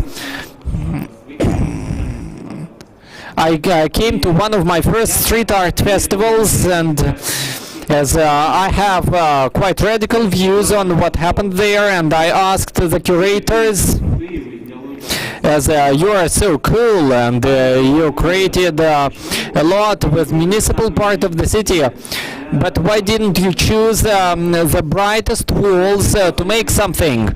And it was a really sincere question, and wise people answered that any art which lives with people every day, especially bright and monumental art, can be too bright, and people can get tired because of it. And when you want to create something new, think not only about your ambitions, what you can create, what you can make, but how it will survive in the city, and if it is deemed to live in the city for a long time, then people will want to see it. That's why modern art, even if it wants to get to the center, it's not necessary to get the best place, which is already occupied by ads. It is important not only to be in dialogue with people, but in harmony and to respect the environment in which we live. And I tell you this because in the last 5 years in Russia and in the least 20 years in the world practice, street art and contemporary art, which appeared in the streets, got the great experience of successes and failures, and not only from tourism, culture and style points of view, but in how it increases the value of real estate in this part, and lots of mistakes have been committed. And I think that our new projects will go reasonable, and only in reasonable approach we can get success. And my first question to Gerfried that I received, and I was very happy,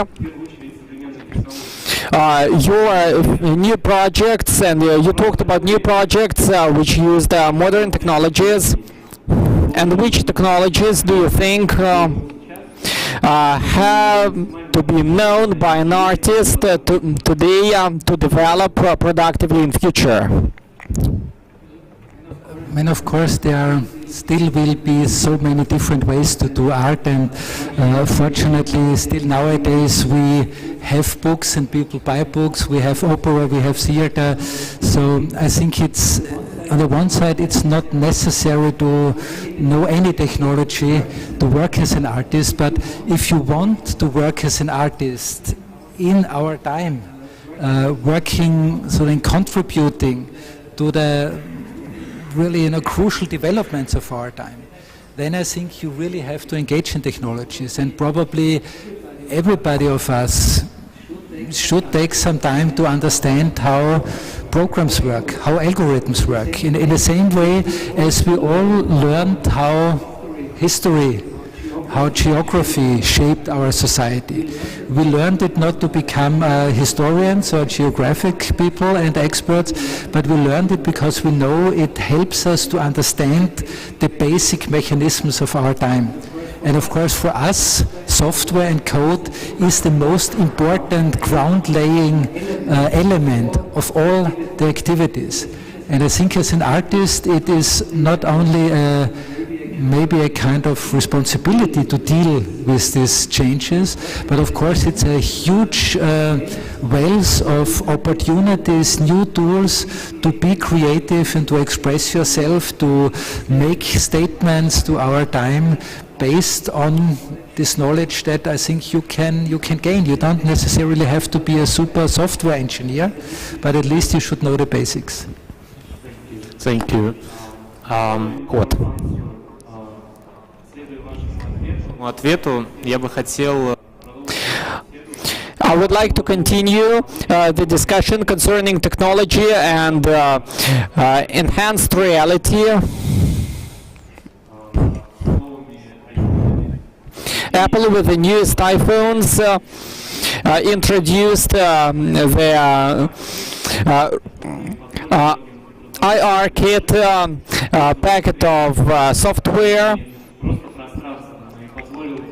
and it allowed to use not only space, but we could now create and understand 3D objects and create virtual graphics. And how do you think art is appropriate in urban environment, in a digital and enhanced reality approach, integrated into urban environment on well-known tourist places? Well, I mean, coming to this point of augmented reality, I think it brings us to this very interesting question of what are the public spaces of our time.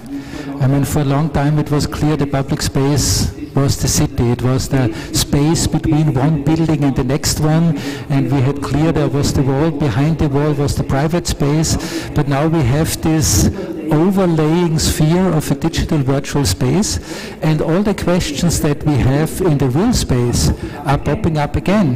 Who is doing the design of the spaces? Is it propaganda? Is it artistic work? Is it advertisement? And it's always interesting, coming from western part of Europe, we had all this invasion of our cities with stupid market advertisement, and it's very interesting to see the kind of difference here. But at the end, we come to the same question: who owns it and who is allowed to use it? And I think for artists, moving into this space is, on the one side, I would say, even a kind of social political responsibility, as a kind of advocate for the society at whole. And again, it's a super interesting field of experience. I mean, just imagine what you can do when, again, I think the number is 5.7 billion people of the world have cell phones.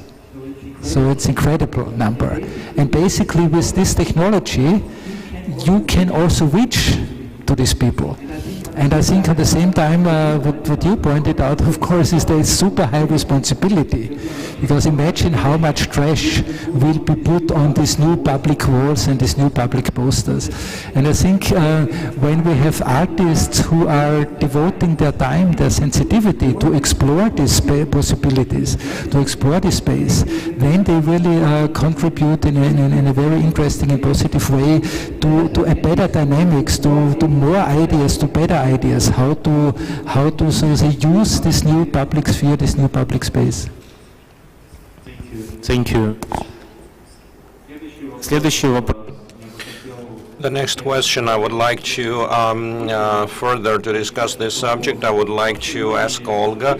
I believe that many events in culture, especially in the young culture that take place in this culture, are quite dynamic and hardly ever controlled or managed because they are so state-of-the-art and breakthrough events and are based on such pure energy that oftentimes they can be disruptive to try and prove something, to create something. And looking back into experience with graffiti, and I can point out there was too little positive guidance of this art in Russia to guide the work of many artists into the right path.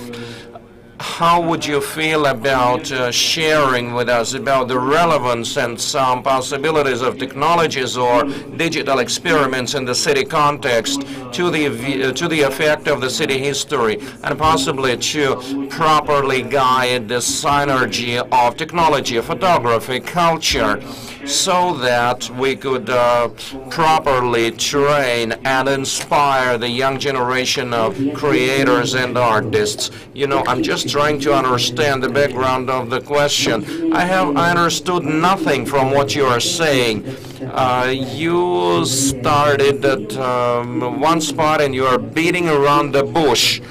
As an honest person trying to remember, I could split your question into 120 sub-issues and some items. I have positioning questions. Who are you over there? I need to do positioning analysis. I could be a manager. I could be a listener. I could be an audience or an apprentice, simply because that would be a normal position. You have a responsibility and you respond to where your training is. Sometimes you're a chancellor.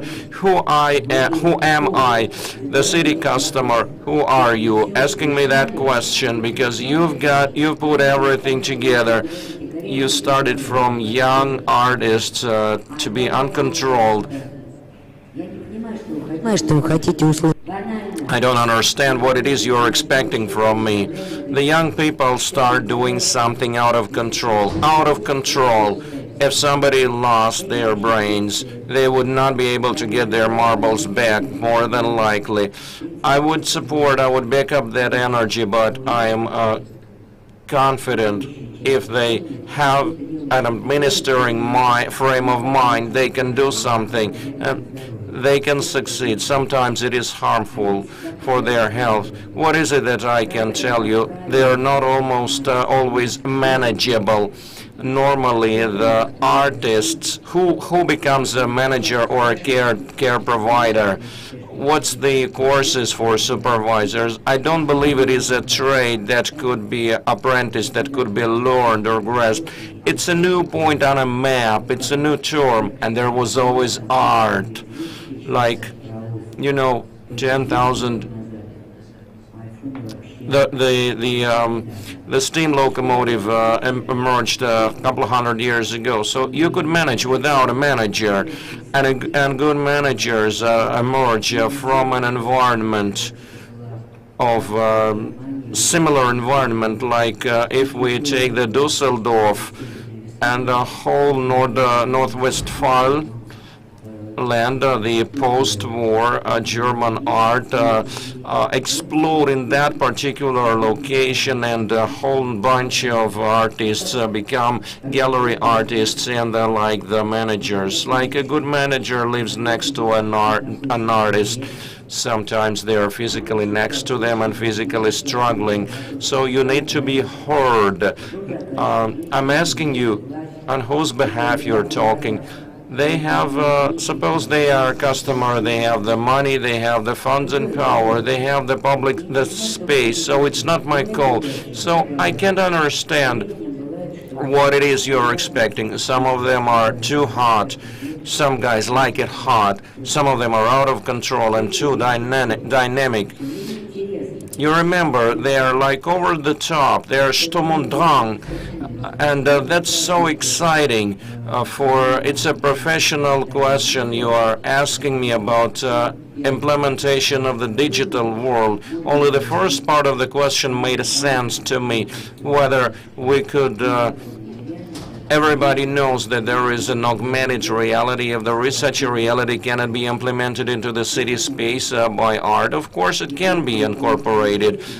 Somebody manages to do that, someone succeeds, and somebody ends up with that boudoir or in Sanctum on the shore, on the seashore, and there could be a genius.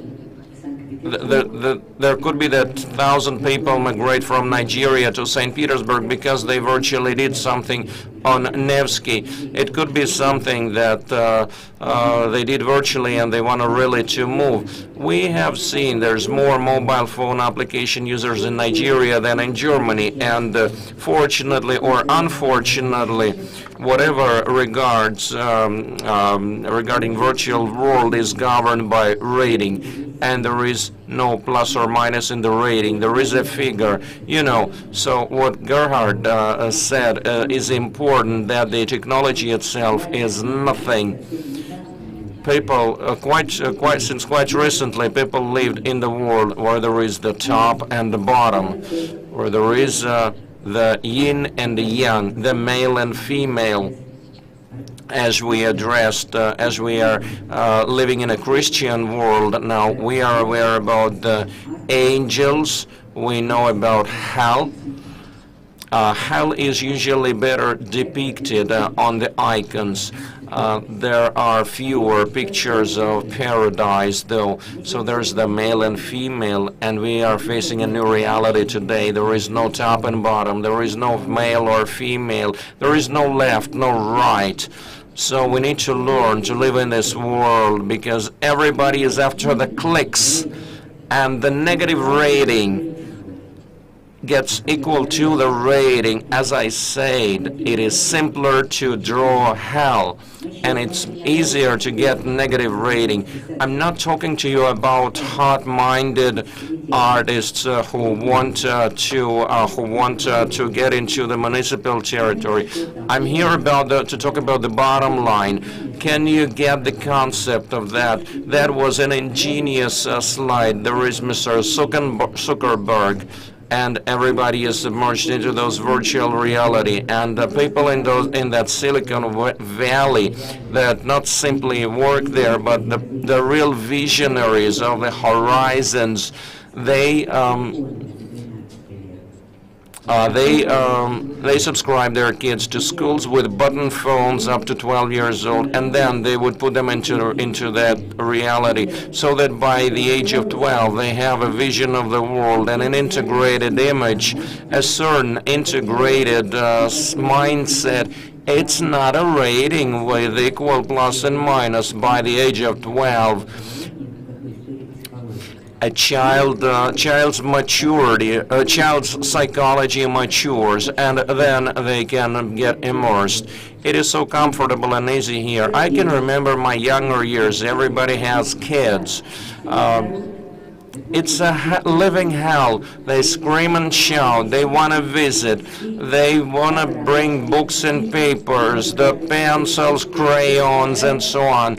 Every minute they draw something. They want to show you. They expect your feedback. You get distracted from your big guy conversations. You are human now. It's better for the kids. The Pampers relieve leakage problems, and the phones relieve from any communication issues. Can you imagine? It is so comfy, cozy. They would click. At half a year, the child starts sitting, and at that time, they can already hold on to the device. What's generated inside a child? Yeah, there's incredible opportunities for access to information. No RTN could separate the harmful from useful. You know, they ban something, another mirror site is opened, and there's always a way around. You can't monitor and shut down everything, and it's a major point.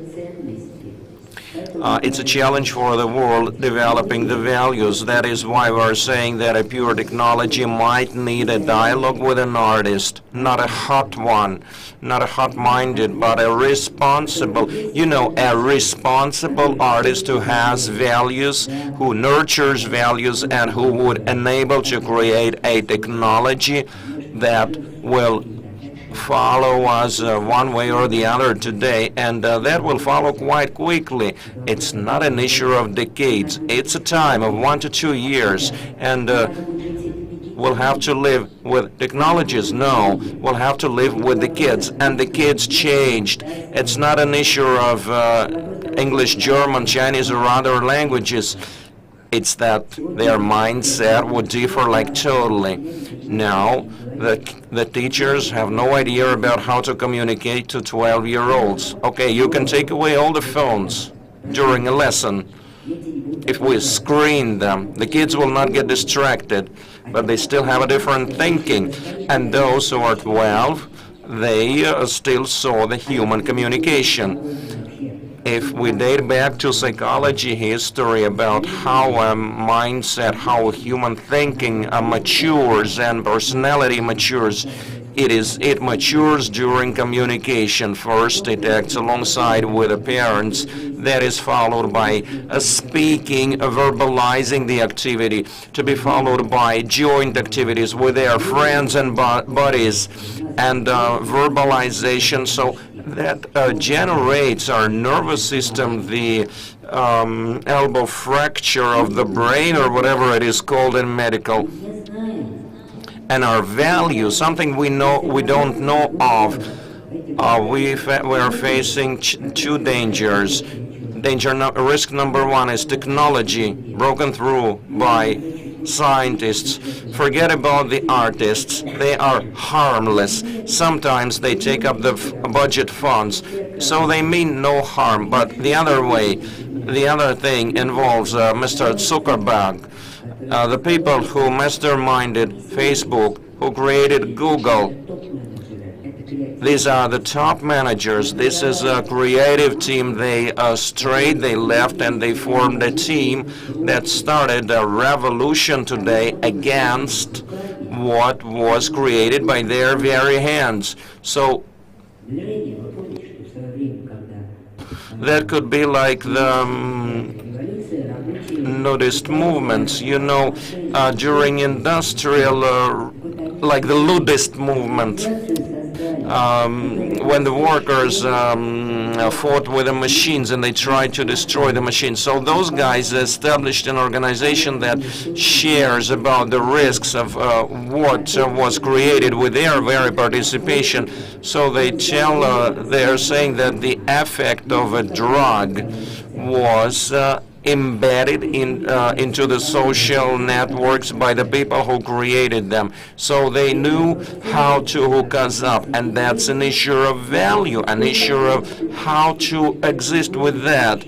It's not about tourism attraction of a city, increasing the attraction by augmented reality. If you're not aware about that, that will be done, that will work. These are technologies, these are state-of-the-art technologies well known by the artists, and this is a much deeper issue. Why are we all together, all the people? Why do we have the ARS Electronica, one of the major key players, an organization with a long experience putting together totally different types of creativity? There are creative process experts. I can tell you that psychologically it makes no difference between the work, artistic work or scientific art or creation or the art of life, I could put it that way, because to the best extent, science to the right, art to the left, as we put it. We're not aware about the art today, about what is art today. Everybody celebrated 100 years of revolution, and you forgot that Mr. Duchamp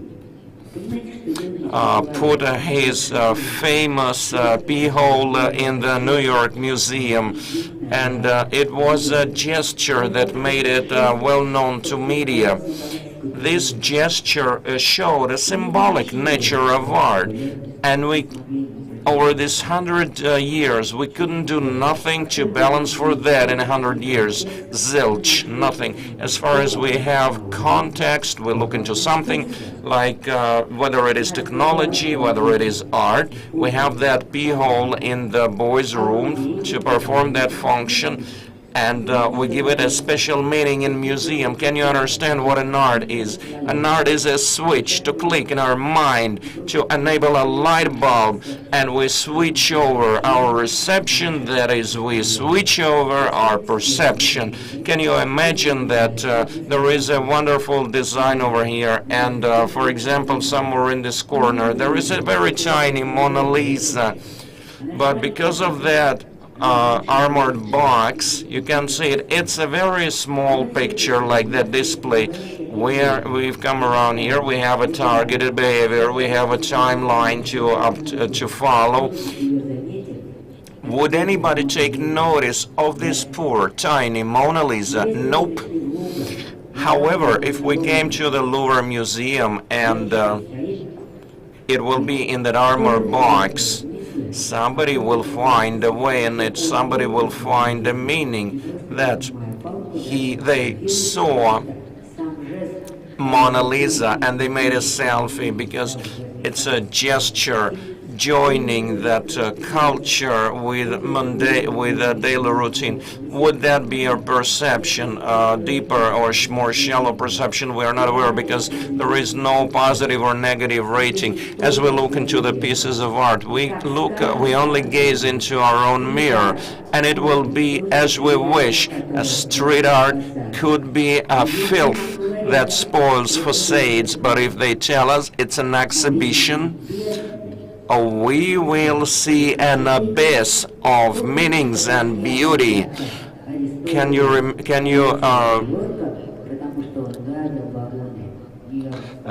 remember one artist being arrested by the New York cops because he was filtering the New York subway? And what do we know about that, Mr. Basquiat? This is a genius of a painter. As soon as they give us a label, this is a street art, the graffiti that looked like filth to us, we start studying that as if it was a wonderwork, a masterpiece. So a perception, that is a perception of art. That means an art requires a context which we outlined as art. And the same disruption, the same robot that was showed at the robot exhibition, that's a breakthrough technology achievement, a startup of economy, the ways of application. As soon as the robot ends up in the museum space, and we know that this is an art, due to that prefix, we are not a technology exhibition, we are an artistic event. We look at the same robots through totally different eyes, and they gain an artistic meaning for us because art is a mirror. We only see ourselves, but it's magic. We see a little more than what we see every day when we groom and look after ourselves and take a quick look in the mirror, grab some coffee and go and rush outside. We stop. We made a break. We gave ourselves a slack. And at that time, we gazed deeper inside ourselves because we have more to offer inside than we see from the outside. By this mundane morning gesture, there is something that we know about ourselves, for the art gives us an opportunity. It takes the meaning out of us, as Vishnevskaya, who was a good manager, told us, I don't teach to sing, I help them to mature their voice, and the art matures what we didn't know about ourselves. It gives us it sets questions for us because we face the art. That is a special, it's a moment of magic meeting.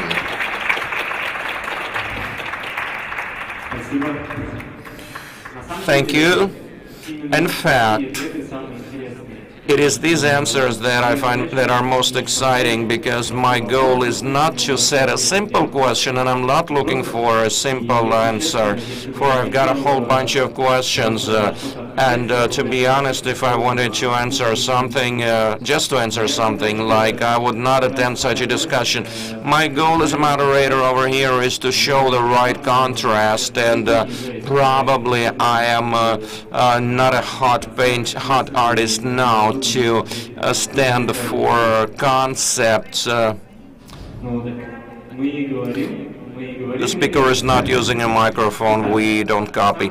So anyways, there was a few questions concerning the actual status of media art in Russia, and they were basically addressed to Gerfried. So I would like to generally know about what you know about what happens around here. If you could outline any corrections, and if there is any context that's of interest to you.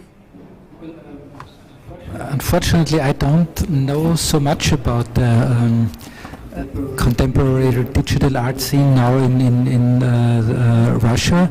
Probably Olga would know much better and much more in detail.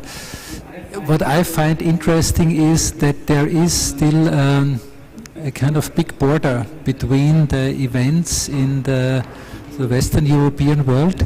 I think in the contemporary art it has already achieved a very good presence and fusion, but in digital art the Western European events, including ours, are still kind of very isolated from this. We have, for example, in our ARS Electronica, we got almost 4,000 submissions from 106 countries, and I was looking, there were only like 14 or so from Russia, which is actually was one of the reasons why I immediately accepted the invitation to come here, because I see it also as a kind of mission and responsibility for us to work on more exchange. I mean, there are extremely interesting things going on. I think in both directions. I mean, we today had already the possibility to talk about Tundra, for example, which is for me quite interesting also because it's usually this kind of working that I know much more from, for example, Tokyo and Japanese art groups who grow out of artistic work and really become also kind of very potent commercial enterprises with all the like DIMLab or Somatic. So I think that's interesting that this kind of phenomenon is global. I mean, you can almost go where you want right now. You find artists, so to say, serving the needs of kind of that goes into marketing, design and entertainment. And you have artists who do this with extremely high quality, but nevertheless suddenly you recognize that their work is becoming more and more response to demand. And I think it's quite interesting, in the perception. Do we suddenly, when we know this is now work on demand, is just because we know it, we have a little bit less respect for it? Or is it really kind of tearing down a little bit the artistic quality when you have to spill out another installation like almost every few weeks or something? So I think this whole question of art becoming more responding to the demand and becoming, so to say, extended workbench for the design industry is, I would say, another phenomenon like I have presented, that we have so many areas where demand is there and nobody else besides the artist can respond to it. So I think it's quite interesting what this will do to the artists' communities. But I'm sure you know much more about this. Yes, sir. Of course, there is Russian art, the digital art, and this is all very relative, what you call digital art, because we spoke about the Team Lab. This is a great example because the Team Lab is an excellent team of the Japanese painters who perform such meditative and interactive pieces. And they develop it at an incredible rate. That could be that in the beginning a part of meditation, even though we invite them, but they're so specific. That is why we've been discussing for a year to invite them. There is a mesmerizing, excellent, meditative, dream-like entertainment and interactive one to boot. Any interactivity is a fun to us, but it's fun for a second and it stops. But you could drop a white shawl and the images of butterflies will catch it. You could put it over, you will be dressed in butterflies. That's excellent. So over the last half a year I saw 4 major and very expensive projects developed by those guys in museums like a Science Museum of Singapore. And the more, the less sense it has. When we refer to digital art, we have to very clearly understand that there is an event, there is also an entertainment that nobody canceled, and the ARS Electronica is different than the Light Festival, whose content may not have sense but is fantastic. It's designed for 30 minutes or so, so that sometimes there is like a reflex. It is a major concept.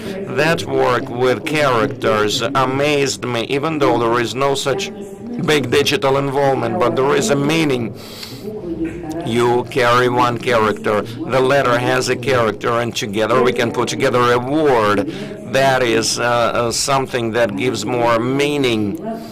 And the genius Team Lab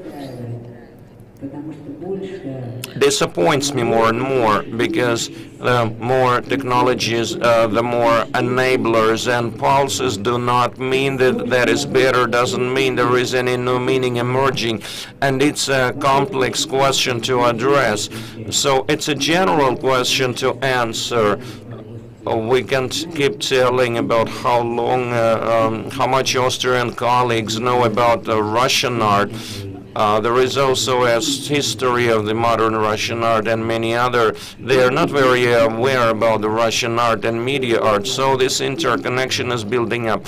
So more globally, what's a digital art? If it's using technologies, is it utilizing technologies or giving sense to that story with a radio? Like there is the story of the characters has a meaning. It makes a difference. And light is used at every disco, and sometimes a disco becomes an art, or an art can become a disco. Can you imagine that?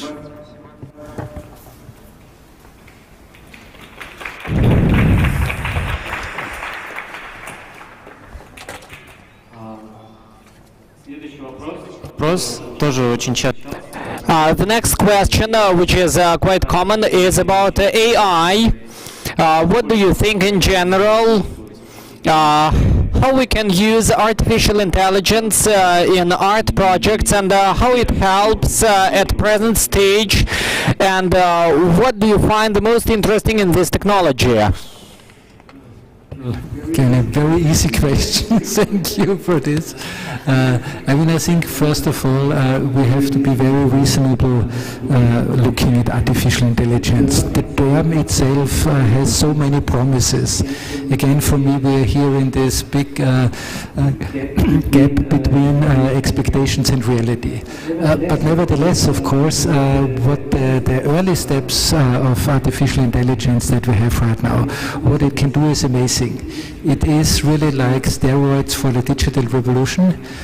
Suddenly all these expectations, what we can do with big data, with the tools of artificial intelligence, many of these will be possible. Whether it's an analysis, interpretation, aggregation of data, and of course it will boost the whole dimension of control and surveillance incredibly. But I think a very interesting and important to look at new aspect of it is the quality of manipulation. Because of, I think, a very good example now popular, because it was in the news just recently, is this deepfake app. So basically, on every decent smartphone, you can easily now make a photo of one of your faces and immediately put it on top of a porn actor, and you can really make very absolutely not funny, stupid jokes anymore, and thousands of young people are finding it funny to, so to say, kind of expose or make stupid pranks with their colleagues and their friends. We know these examples from serious scientists where they were completely faking speeches by Barack Obama, where you couldn't tell the difference whether it was a real speech or not. And of course, because of this huge capability to aggregate and interpret behavior, repeating behavior, deviation in behaviors, we get a completely new quality in what is called nudging, so to kind of slowly but steadily changing the opinion and influencing the opinion of people. And no matter, I don't know whether the Russians are responsible for Mr. Trump or now the Americans are messing with your elections, but what will be ahead of us in terms of manipulating public opinion will be so much more than what we are talking right now. This is, and I think this is really the important point. And again, coming to what does it mean for the artists? Of course, I would say it's a field you immediately have to look at, because if you are like again more professional designer working with media design or in computer animation in film, most of the digital effects that are very cumbersome and very labor intense nowadays will be within the next years, will be very easy. It will be just done by machines. And the question, of course, is, will there be a point where we no longer recognize the difference? And I think the point is already done. So the question that I'm interested again is not so much, can artificial intelligence be creative, or can a computer also make art? I'm totally sure it's possible. I mean, being creative is a handcraft like anything else. I mean, it's not some special miracle from outer space or something. But the interesting question is, will we be able and willing to appreciate when an art piece, when we know that a piece of art is not made by a human, but by a machine? How will it change our appreciation? I mean, in the same way as when we there are these tests where people have to taste good wine, and the one is served in a beautiful bottle and the other one is served in a plastic box. Even if it's the good wine, when it comes with the plastic box, people don't like it. So I think what's interesting is that the way how we think about art might now shift much more, so to say, to the role of the person who is perceiving the art, who is receiving the art, and that whether it's good or interesting art is no longer so much defined by who makes it or what is the context in which it's produced, but what is the context of reception. And I think that's an interesting point, of course, for artists to consider this as part of their reflection. What is their role? How do they identify themselves? Я хочу добавить, что недавно. I want also to add that just a few days ago in Germany there was shown a musical performance where music, computers and AI processed the movement of a genial dancer, and it was made by one of the most prominent companies, Yamaha. And still there is a question, will we like and will we accept the art made by AI? Because the idea of artist, it's high, it's an elevated idea of a flower that everybody takes care of it, and or maybe tear it away. It all depends on the attitude towards the artist, because the artist is a relatively young concept, because if we go back to Gothic art, there was no concept of art, there was only a work of art, but not the artist himself.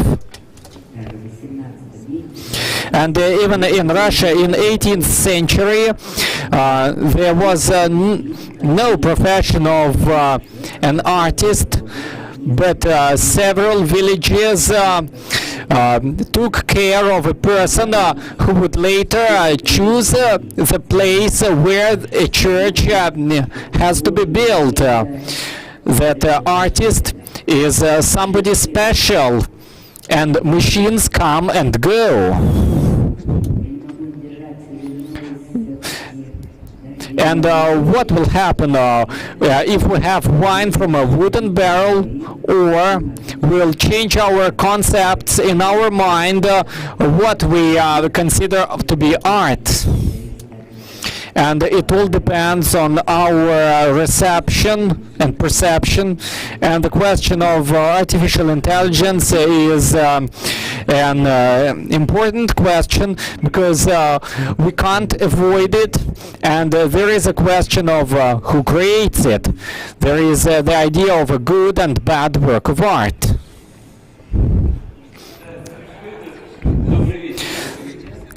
Good evening, friends.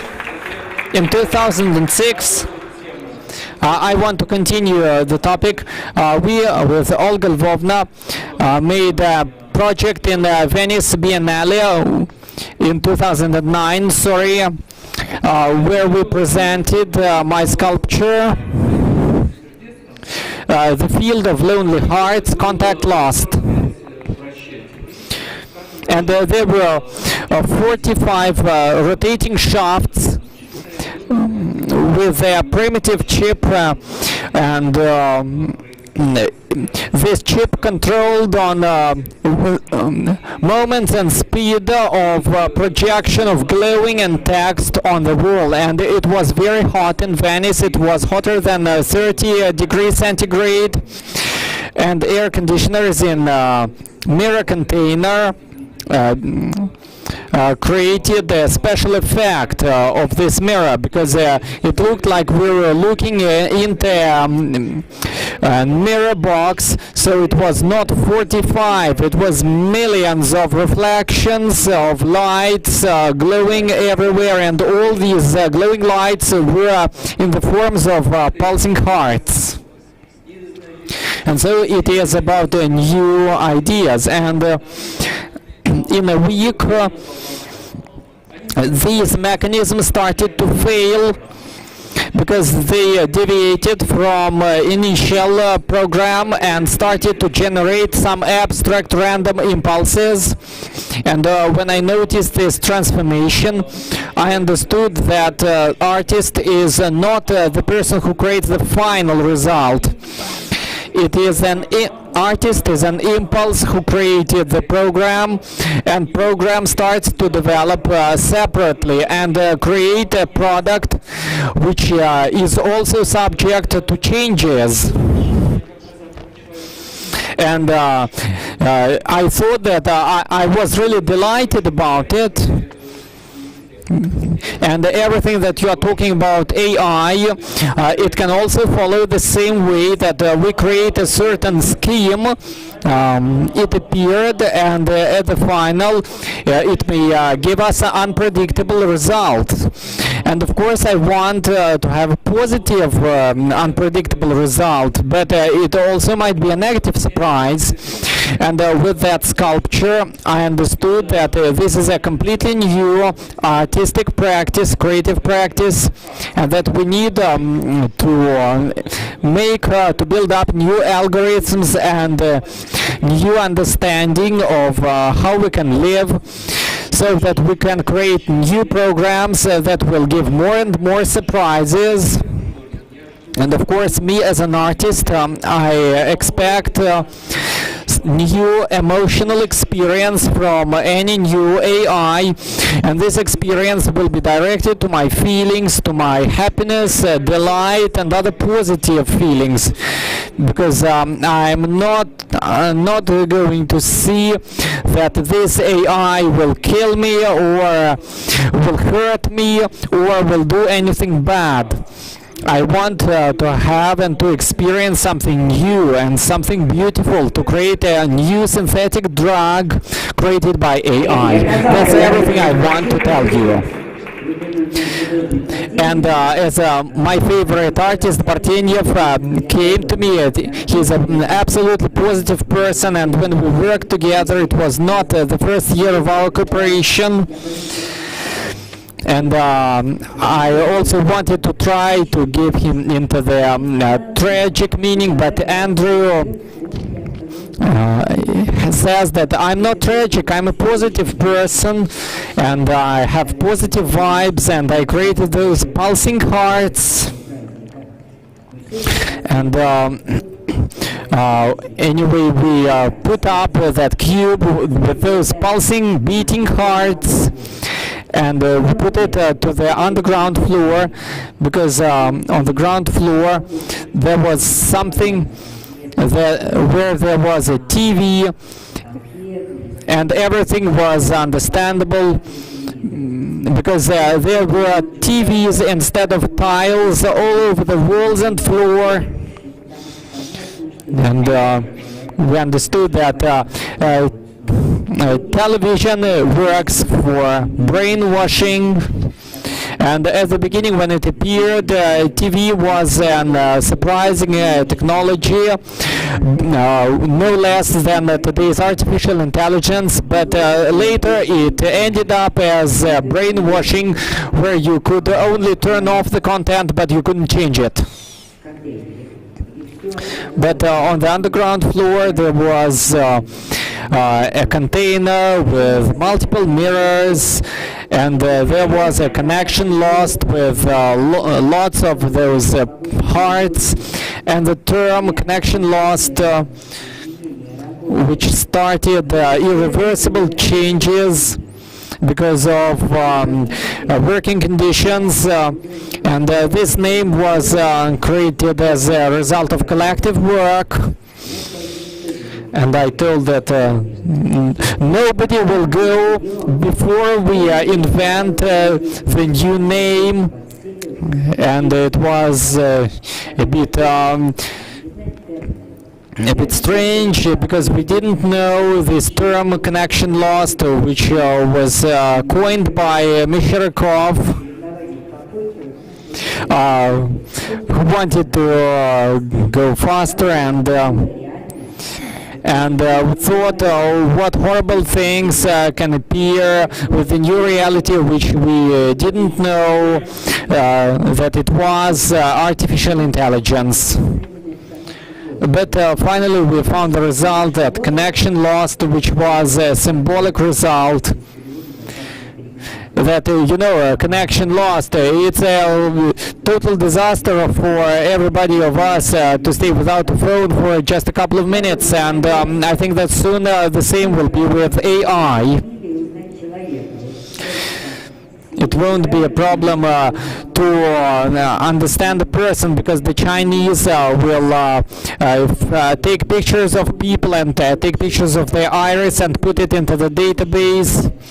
And I think what else will they put except for the chip? But Andrew is a positive person, and we see how he works and how he looks, and hope that he is right. And his new project, Click, I hope, which is his new project. And this project still lives. Click, I hope. It was written in 50 languages, as in Russian, in French, in Spanish, and we still can click it. And it shows how different languages, not the geographical principle, but the language principle. And we don't know why people click, because they like it, because they are surprised, or because it's their native language. And as earlier I went to church and put a candle, now I have new level of socialization. I turn the computer on, I click I hope, and I feel better. And in 2009, well, there was a close relative of a person who became the greatest investor in Silicon Valley in industries. In 2009, the person who bought Facebook shares, and he was the person who opened me all the depths of internet, even before that mirror container. And he told me 10 years ago that internet is not money, it is power. This is concerning the question of Gerhard's report. While all hot-minded people are jumping around and thinking that they found freedom online, people who really understand the way how it lives and how it works, that there is no place to hide online, no secret messengers, no telegram. We are under total control, and we cannot escape. It is not the government which can be escaped. We just need to accept it and to live it with positive attitude. Thank you. I want to say thank you for such interesting and long answers, and it's been a great honor for me. And I will finish with the phrase that I would like something beautiful to happen, because it might be the greatest vector of where we move, and our energy and our ambitions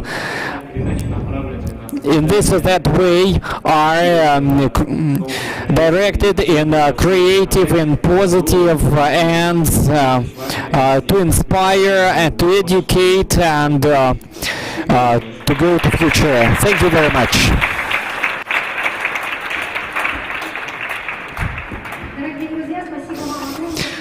Dear friends, thank you very much for being with us. I hope it was interesting with you, because it was really interesting for us, and let's continue. And our next session is going to be about meanings, and it will be really philosophic, and it will be about a human, which is something that is for us, that is our ultimate goal. See you in a month. Thank you.